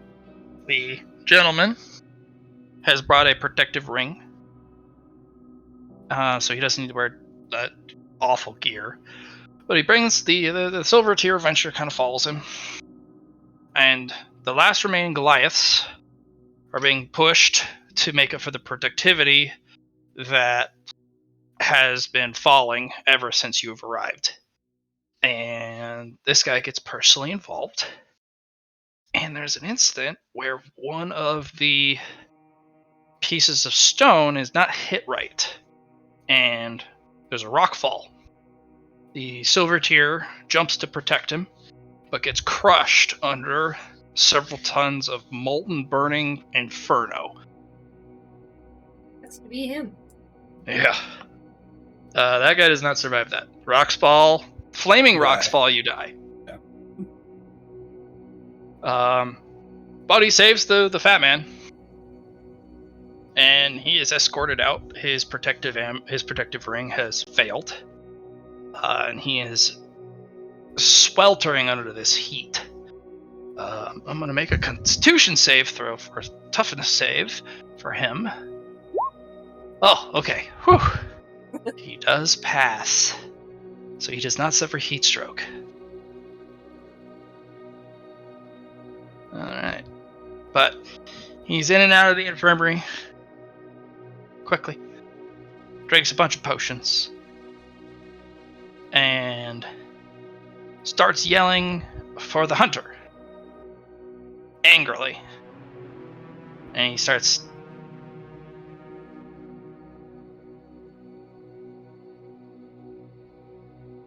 This one's dead. It was an incident. I need a new adventure. Probably someone stronger this time. Into a communication crystal. The hunter's nowhere to be seen. And when they go check his tent, he's gone. He's left. Got wise. Got wise to my shenanigans. They find a note.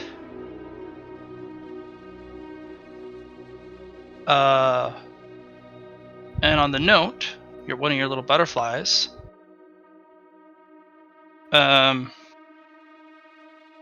It's just a drawing, is what it sees, and it's the picture of a moth with two burning red eyes. It's a little itty bitty adorable moth, but it's done in black charcoal. It's really kind of disturbing to look at. And he left that in his tent for the fat man to find. And he's just like, the hell is this? And eventually he tosses it and it gets burnt, destroyed.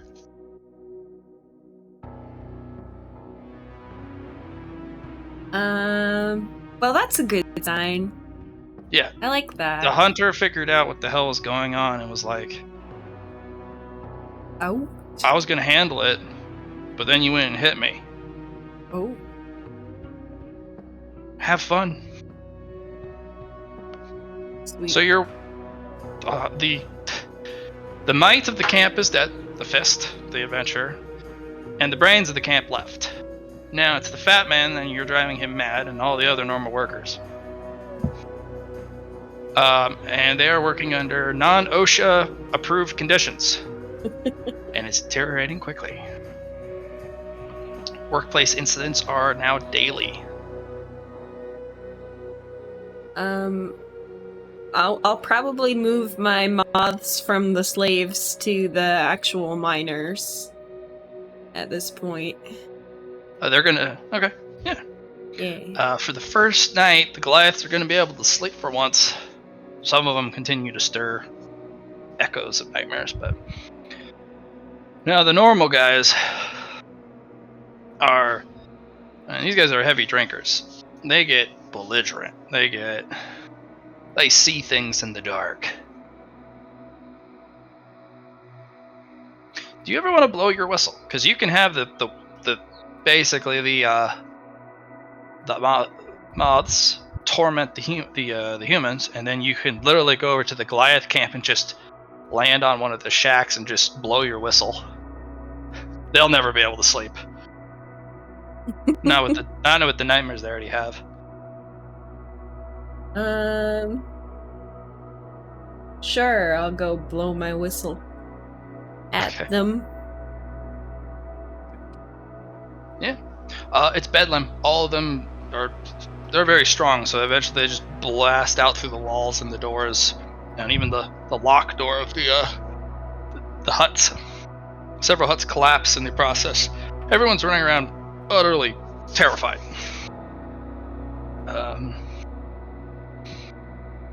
Let's see if the guards actually are able to handle this.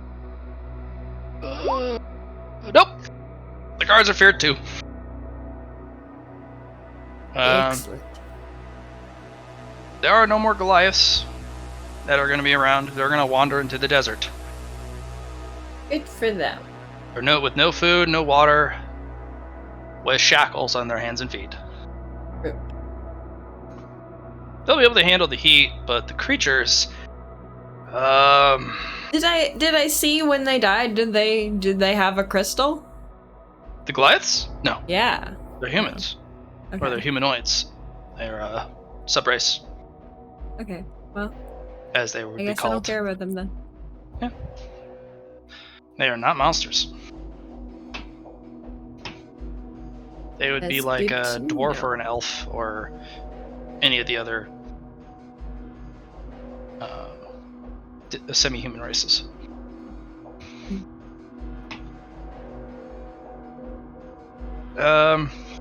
Well, with the Goliaths out of action, productivity of the yard has gone almost to nil, especially with the workers who weren't the most productive in the first place. Now they're not sleeping. And these are hired workers, not slaves. And the moment the fat man starts to take out his anger on these guys, these guys get together and they're like, well, I'm not going to work under these conditions. There's an incident every damn day now. This happens again tomorrow, or if I can't get any sleep, I'm going on strike. Fuck this. Do you hear that shriek into the night? Yeah. I think, I don't know, sounded like some bone-curdling scream over at the slave camp. Wild. I don't know what's going on anymore.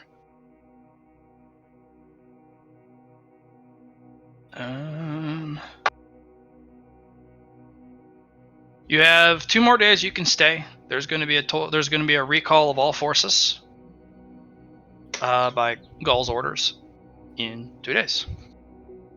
Do you want to end the camp? Huh? Do you want to just leave the moths at the camp, or do you want to stay here and finish what it needs to be finished? I think the Maz will do it at this point, honestly. Okay, cool.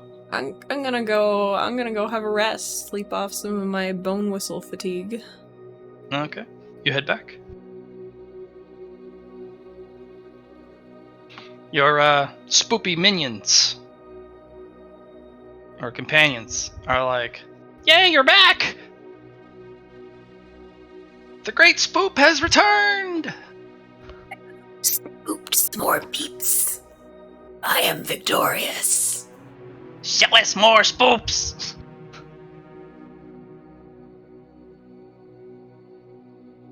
What are you gonna do? To spoop Scare him? him? Scare him? I'll blow my whistle at him. They're gonna squee. Like the little moth baby, he just jumps up and screams like the your scree. Yeah. He's excited about the whistle. The cat just kind of falls over on its side and then shakes its head like, "Whoa, wow, spoopy."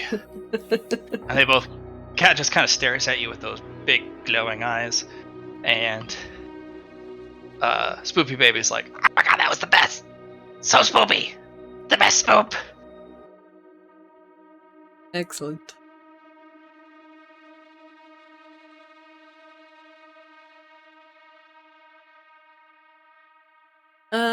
Yeah, so I rest for a day, and then you said I had 2 days? Yeah. Well, you spent the 7th day, so you have 2 days. You're spending the day resting, but you can also teach your spoopy guys some tricks if you want. I'll rest and play with my fam. Okay. Teach them how to spoop better. Alright, they're going to gain 4 to 1 stat and 2 to another. Good for them. They'll spend the day tormenting a single kobold into tears. Okay. Evil, just like me.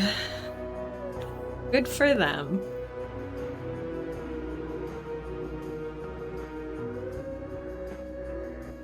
And your next day?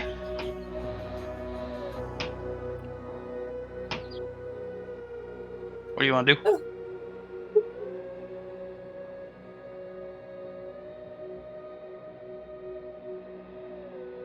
I'm not entirely sure.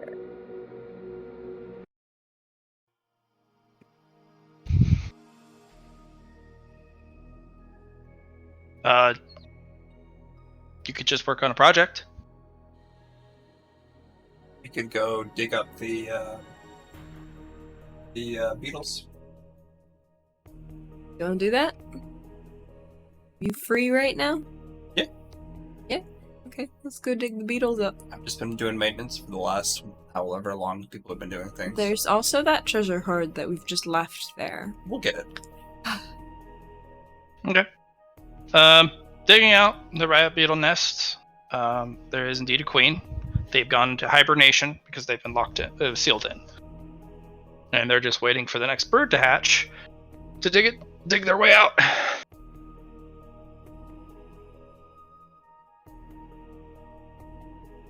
Okay, so I will go up to the queen.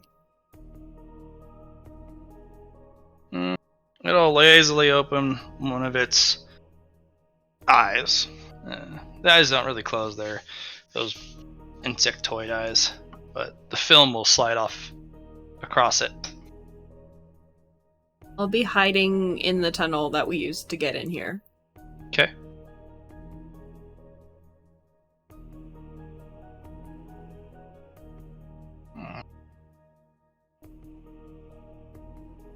Spider.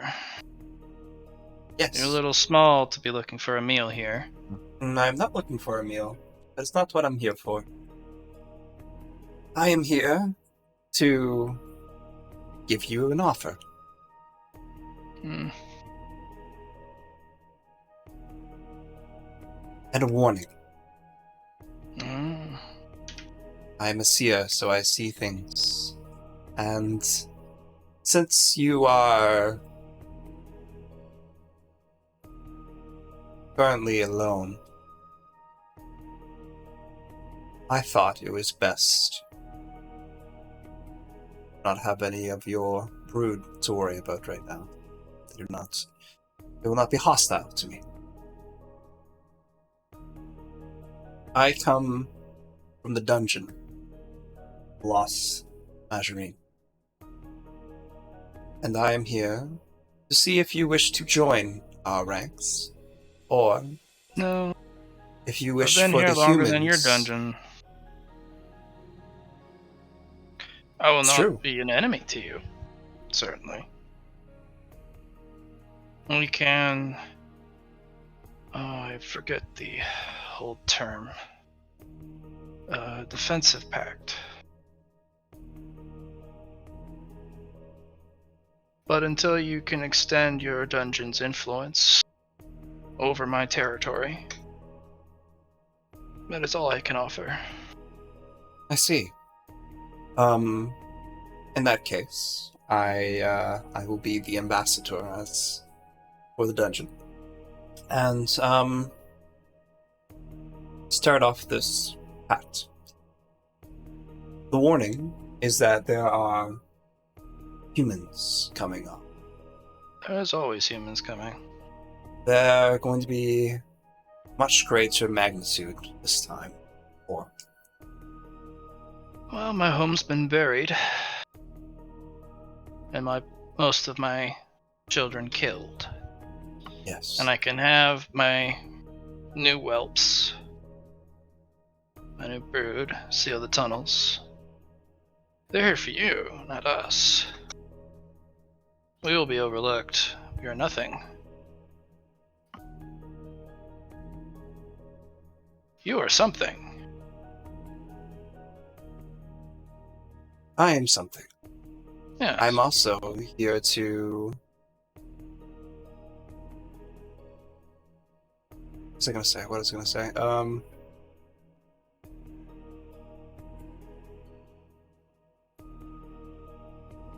I lost it. Yes, our dungeon is about a month old. It's true. But we also paid off our debts.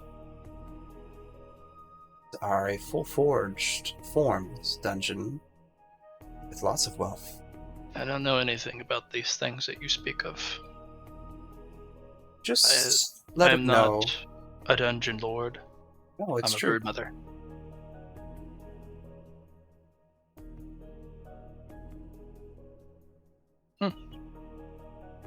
Well, I appreciate it. We'll seal our tunnels. Most of my children are past. If you happen to find their cores and wish to bring them to your home, at least you'll have given them another chance at life. For crystals that we recover are fed to the Your young? newborn. Yes, see. the young, to grow in strength. But A bunch of crystals I've been meaning to give to Gaul. Keep forgetting.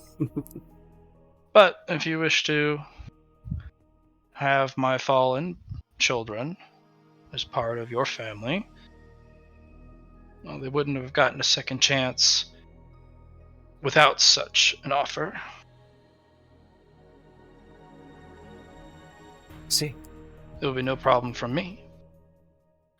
As for the defensive pact, I very much appreciate your agreement on this pact.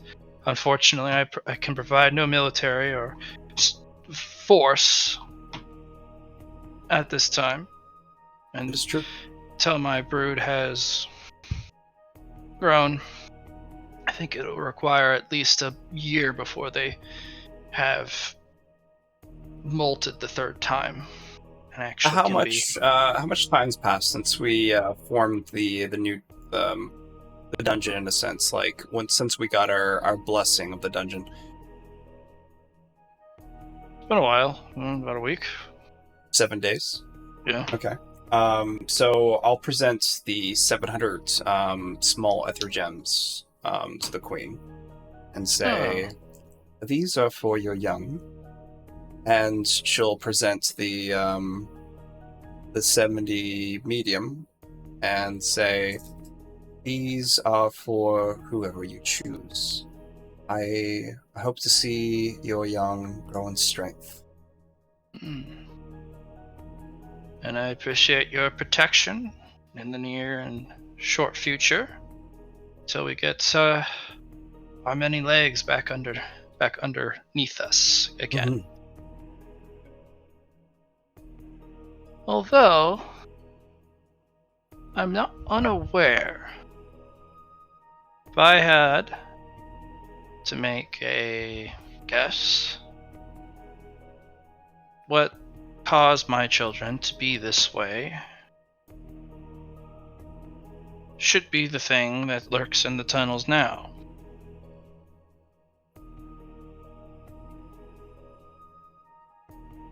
I know you're in there.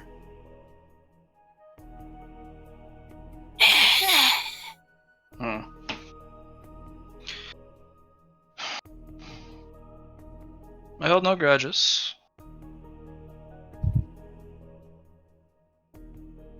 Nor do I wish to make an enemy of a dungeon.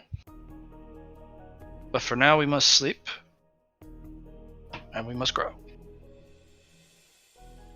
Good luck with your humans. May you have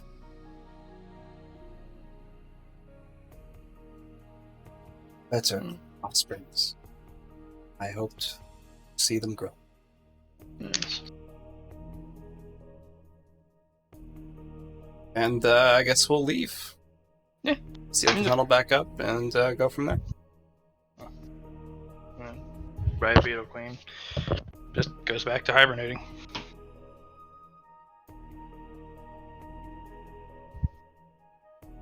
Allie, you Cool. totally could have spooked her. Totally. I was letting Susie take the lead on that one, because I would have spooked her too much. Spook Master 9000.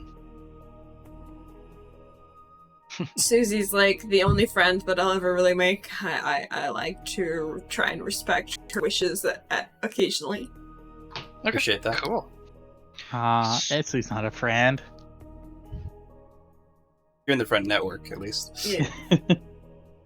Alright, so. Phil, what you up to, Holmes?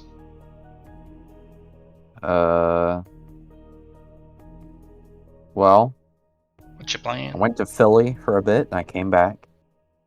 I got the place. Yeah. What do you want to I do? shall assign some kobolds to man the library. They're not going to know what to do with it, but they'll try. They They'll figure it out. They shall start by learning how to read.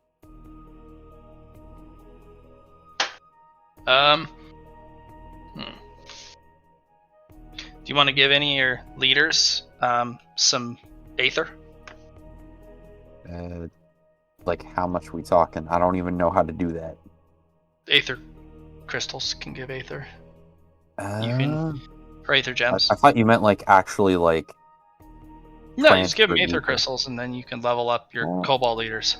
Oh, let me see. Sure, there's, like... How many of them? There's, like, 10? Yeah, Something 10. like that. And they only need 10 Aether, so a bunch of low-grade gems would work. No, we don't do that here. I'm gonna go to Lord Ghoul. Mostly just because I don't have any low-grade ether gems. I'm asking you. You do. Everyone gets an allowance every single day. That's what I Oh. just did for that scene. Mhm. Took the amount we have per day You and get just gave it. 10 medium grade, small size gems, and 100 low grade, small size gems a day. Oh yeah, the kobolds can just have all of them. Your kobolds are jacked. They have undergone an evolution a day, a major evolution a day. They can have all of them. I have no use for those gems right now. Every day. Every day that I've had them, because I've been unaware of this. Your kobolds have grown in size, and they are specialized. You even have one that is a librarian. That's his job. Great. His class is teacher. And he sits there with his glasses and his fancy suit. And he looks down at everyone going, "No running or no yelling in the library! Whap hap! Yeah! So does our Lord's decree! Silence! Quiet! Learning!" Yes, he's the curator of a grand total of, like, maybe 100 proud of books. He thinks he's the bestest. Yes. Keeper of the Does he books. have, like, His does he have an unavoidable ruler attack that Yes. only targets wrists? Yes. Oh, It just that's stinks, such a doesn't broken do any class. damage. Yeah, it's such a broken class, though. I know. Just the thought of the on-hit effects. Anyway. Ow! Ow! Yeah. Assuming he's learned to read, I shall have him prepare. He knows 5 languages. Oh, well, damn. I'm gonna have him teach me the one that is the language of these books that we have. Course, your great lordship, it would be my utmost honor to help you learn the words of the mysterious books. Yeah, mysterious. Make it digestible. We must go over the alphabet. Alphabet. And, it's a bunch of words. Yes. Each letter represents a thing. and if you put enough of them in the right order, they collectively mean a whole thing. And he will kind of go over it in his koboldy way that even you can learn. So This is the way. So you got 6 days to learn a language. You won't need that many because you'll probably spend the majority of your first couple days. If you look at the DTA chart. DTA, yeah. No, actions, downtime actions. 6 for the first pip and a skill. Yep, that would be it. You need 6 downtime actions to learn a rudimentary application of a language. And that would go in linguistics. You would have common.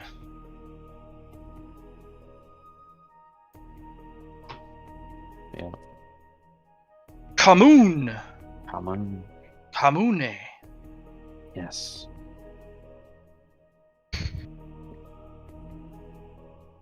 Yep. Alright. Yeah, that's. I'm gonna just spend as many downtime actions as I can. Well, actually, I might just be able to. Between your digging, the breaks you need, the amount of food you were going to need to eat, your priestly duties. Sure. Occasionally, you know what? You have the urge to return to the pool of water, and then just kind of go take a swim. Okay. You also have an urge to stare into the bowl to see how much water there is. Okay. You kind I'm of going to select. kind of get a 5 horde kobolds. feel. Okay. I'm gonna You select get 5 kobolds to follow me through this routine. Oh, you're gonna help them be attendants, temple attendants. Ah ha ha! I like it. Yeah. The temple can never be part of your horde, but you get a kind of possessive, dragony obsession with it because you did this. It is the home of the pretty lady. The home of the pretty lady, and it has the best water. Yeah. And it's so much fun to swim around.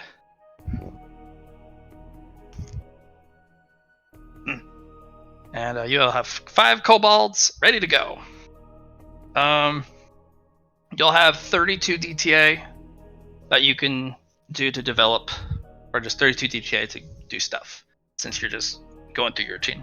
It's probably just gonna be for skills, honestly. Is there a priest skill? Actually, I had forgotten to give you this. You have a dual class.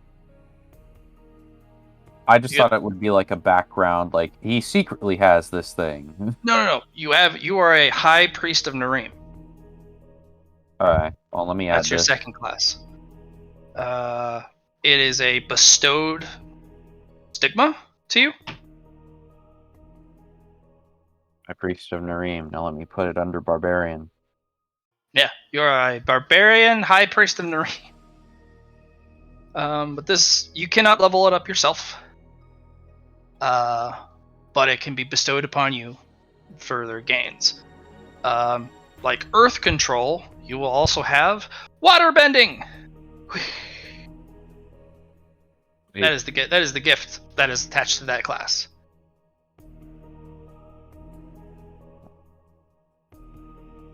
Water bending. Minor water bending, so none of the like tsunami type stuff, but the pretty lady tells you it is up to your devotion and to your hard work to improve the powers given to you and to improve your understanding.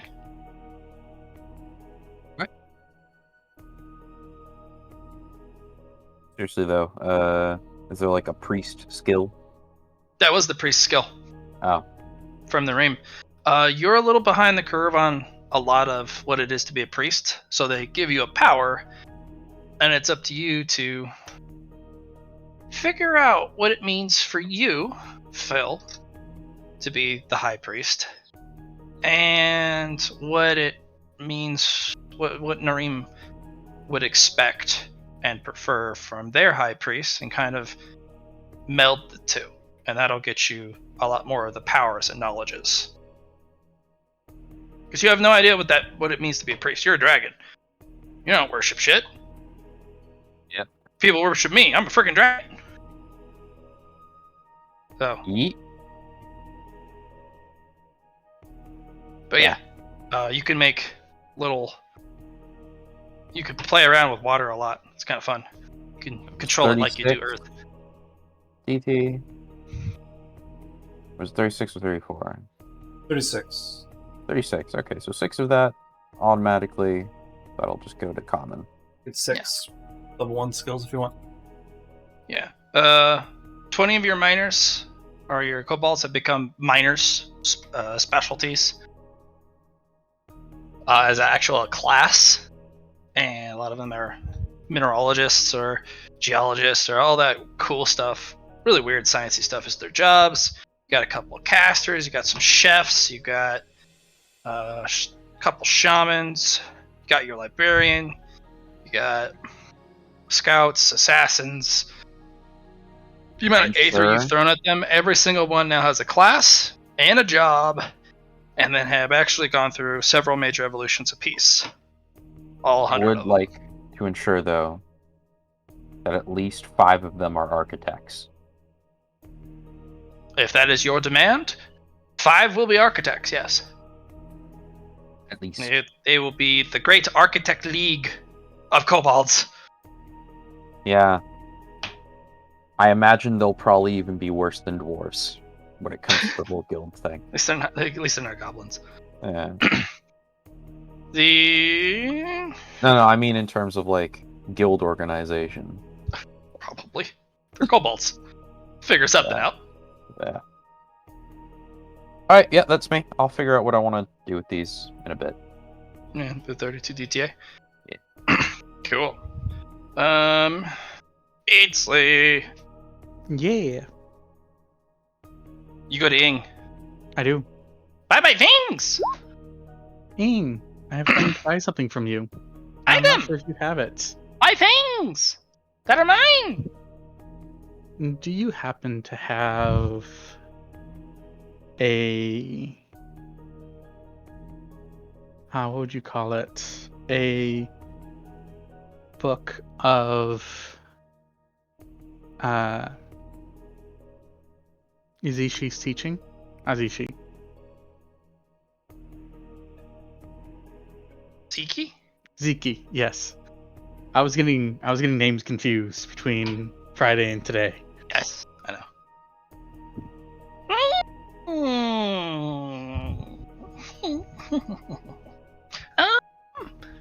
Let me see.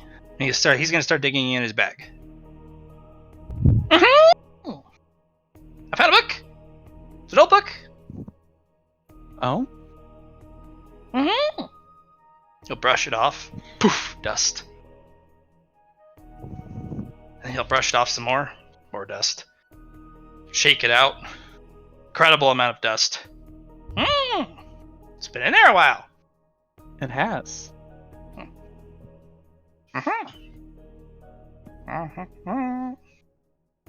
You'll take this crystal, wind crystal, and gently fan it, the pages, to get all the dust.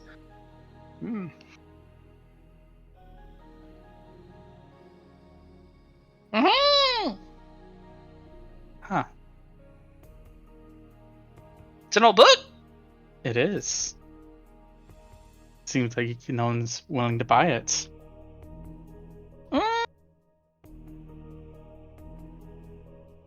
Not many people ask. No. I have lots of things. And you do? So many things. This is a request-only book. Requests only? I don't show it unless it's requested directly. I see. Well, Ziki's wisdom and all that. that is fair. Mm-hmm. Here you go. I just have it. I'm like, you just giving it to me? Mm-hmm. I look at him for a long minute, trying to figure out his angle. Buy my things.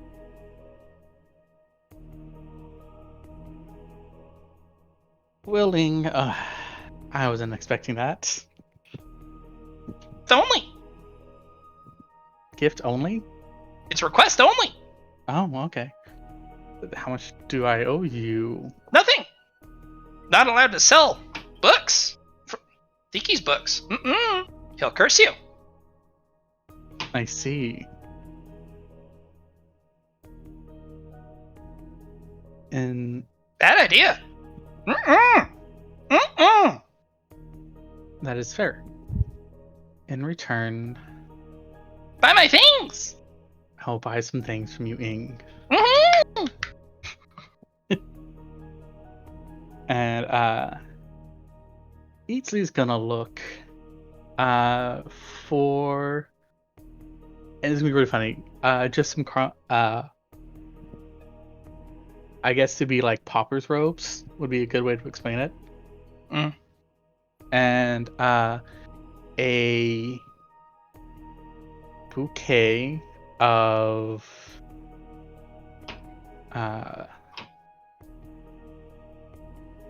what are they called? It starts with the C. Carnelians. Yeah. Carnelians? Mm. 2 copper, please. 1 for each. Yeah. Bloop. And I go. You have pauper's robes. Yep. I go. Thank you very much, Ing. Buy more things. I'm like, unfortunately, I have nothing to buy right now. I have something to sell. He'll start pulling out candles and candlesticks and like a pew, a pulpit. Like, buy my things. And this is gonna look like, no, I am working on building a temple. An offering table, a Yeah. sheet for the offering table, offering bowls. He's like, you know what? No, this is fair. Ing, you are smarter than I. Buy my things. And Eatsley's gonna He's pull gonna out, make you buy 10 silver worth of a bunch of stuff. And Eatsley's gonna try and at least match Ing, and he's going to pull out the compass for determining market prices. Roll me commerce. Yeah.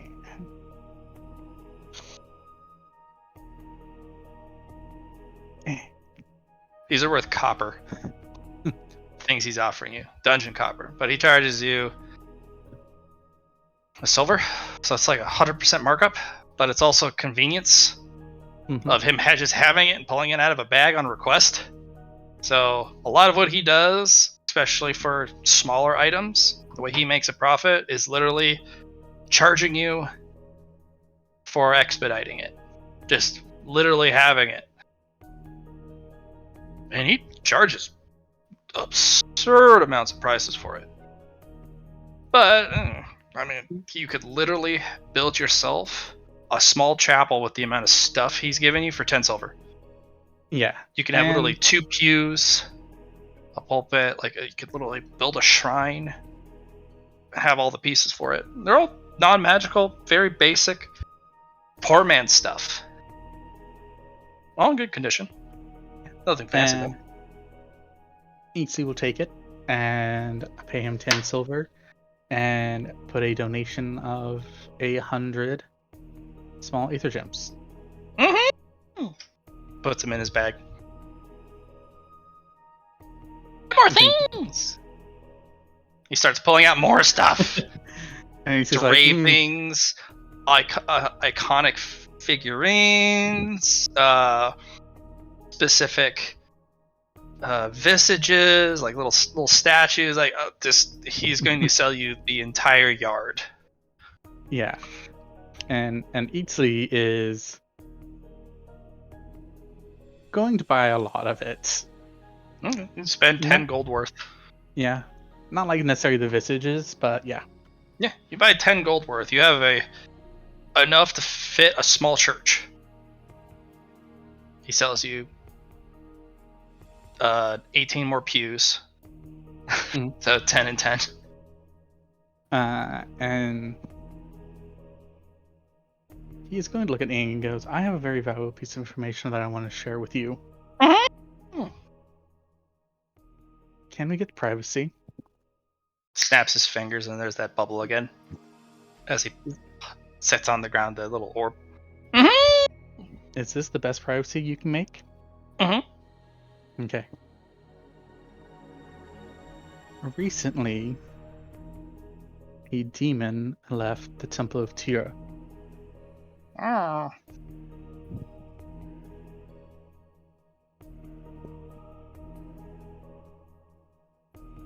And A lot of demons. There's a demon for every which wrongness that is with the world. There's the sins of men, but there's also the other wrongnesses. If that makes sense. the sins of monsters.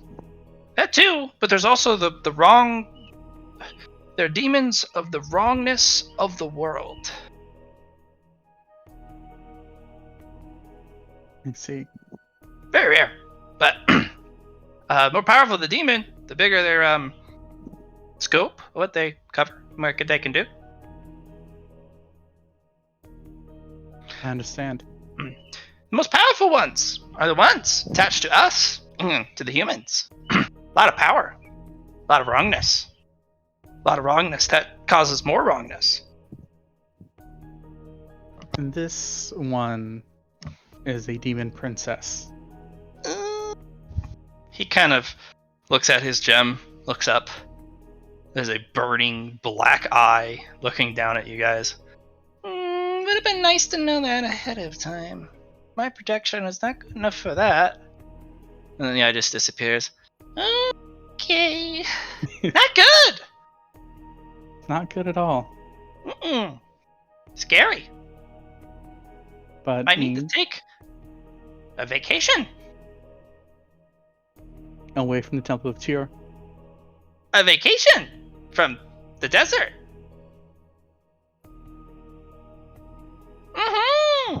Very dangerous. It is.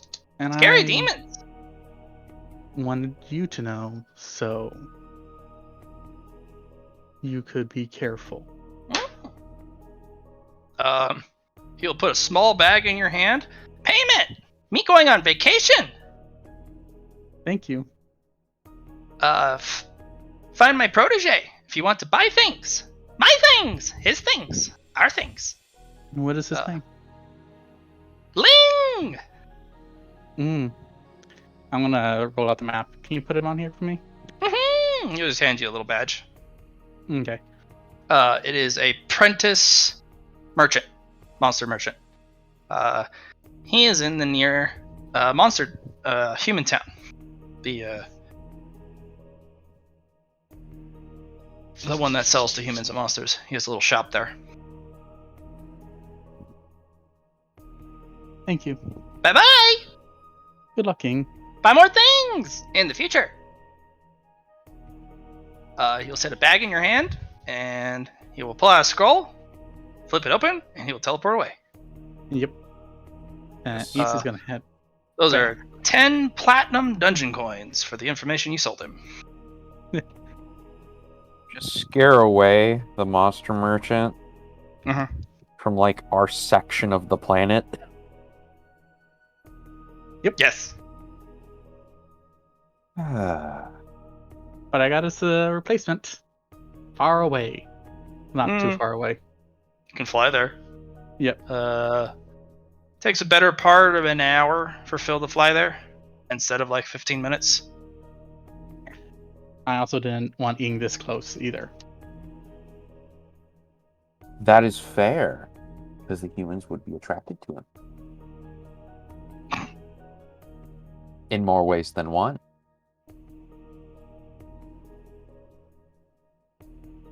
My eyebrows were like jumping up and down when I said that, just for context.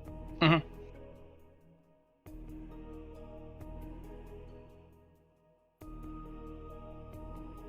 Yes. Okay. So, we're well past the break mark. Mhm. I'm gonna do one last thing with Soulsy, but I'm going to cut it here. Yes, we cut it here.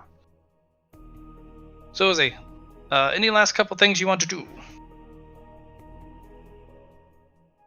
If you're here still. Soulsy! Johnny! Where are you? No? I'll get back to him another time. Alright, thank you guys. Appreciate the play. And we'll be stopping in here for the day. Yeah. I'll still be on. But you guys have questions and stuff, reach out to me later this week.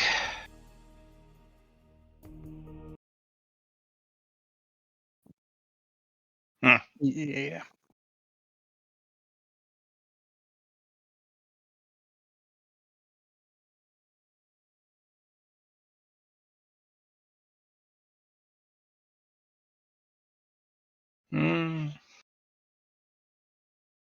All's well over the rainbow.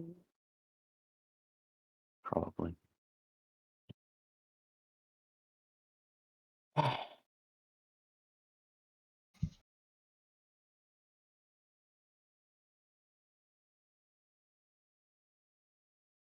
Do not know when exactly I'm going to be bouncing tonight.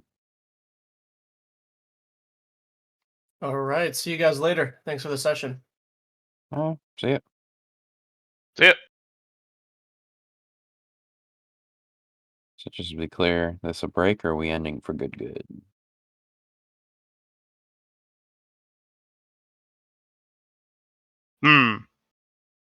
Hey, Char. Char.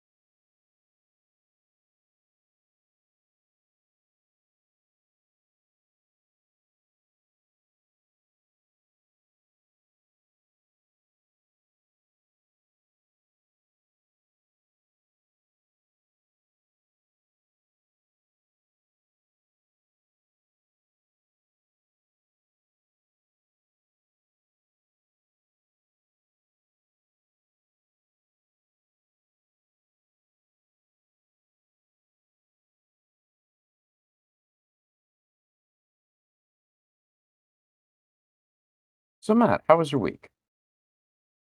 Is it right? Nothing special or particularly remarkable.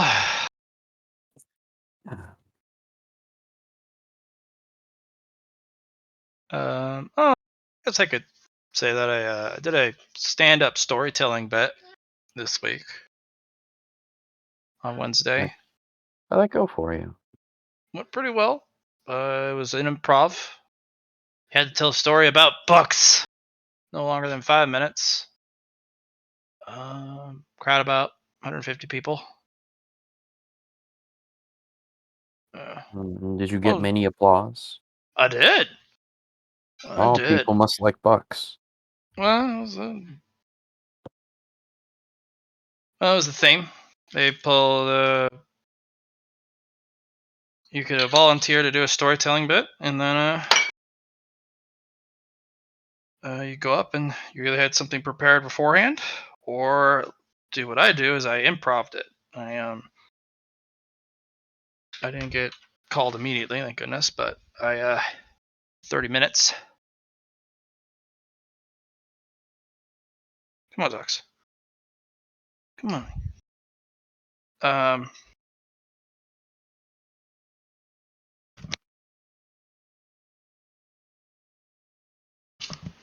Yeah. Talked a cool little story about books.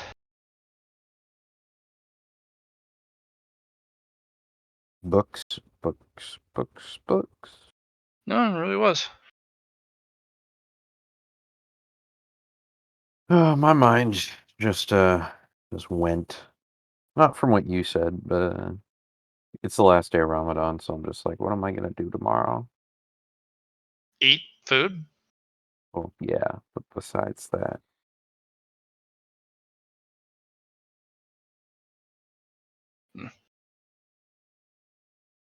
You have any like This- favorite restaurants? I mean, we're probably going to Denny's. Oh my goodness. Denny's. You stop that right now. Maybe go to Outback if people feel up to it. So, for context, Matt, we haven't done any seed things in a while. Do you mind if I roll my 3 since you only give me 3 a session? Sure, but I'm not logged in anymore. Oh, all right. I'll roll them now. I got a 6. That's the only cray one, but attack by another time.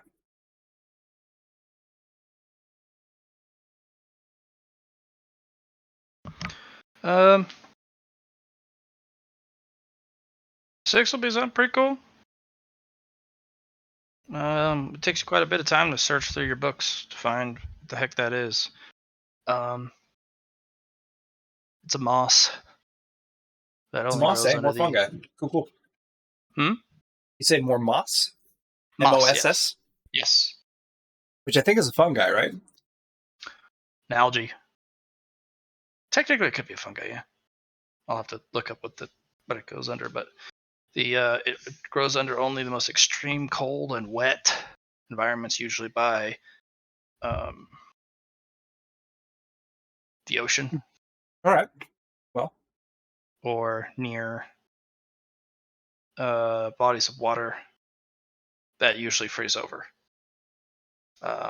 It is an ice element plant and a water element plant. Well, and of course wood element, but the ice, wood, water, and it retains cool. It's cool nature. Cold as ice. speaking of cold as ice, has Phil got himself a dragon core? Phil has decided not to make a dragon core. Because I was thinking, yeah, getting a breath attack with your elements would be pretty dope. It probably would be. So, Like, it would be great for cooling as well. Like, we could do refrigeration if you just, like, ice freeze. Or I guess ice well, creation if you have it's that not like ability. if it's a breath attack with, it would probably be all of my elements, so it probably wouldn't just I'll be back. ice. It would honestly probably be some sort of like petrification style breath.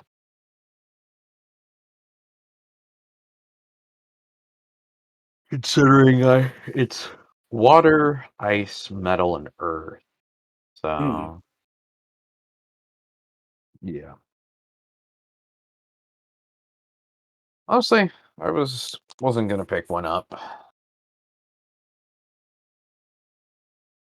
Though. I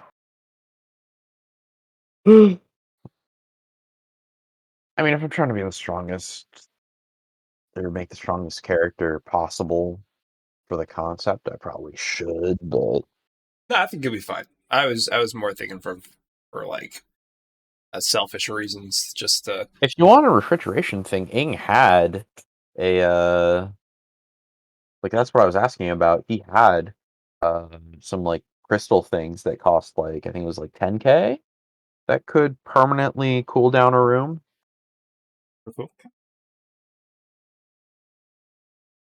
Definitely gonna need it. Well, I, the gold book thing went with Ing, so did all of his other stuff. I don't know where he's Mhm. going. Yeah, the fungi book's gonna be cool to get eventually, but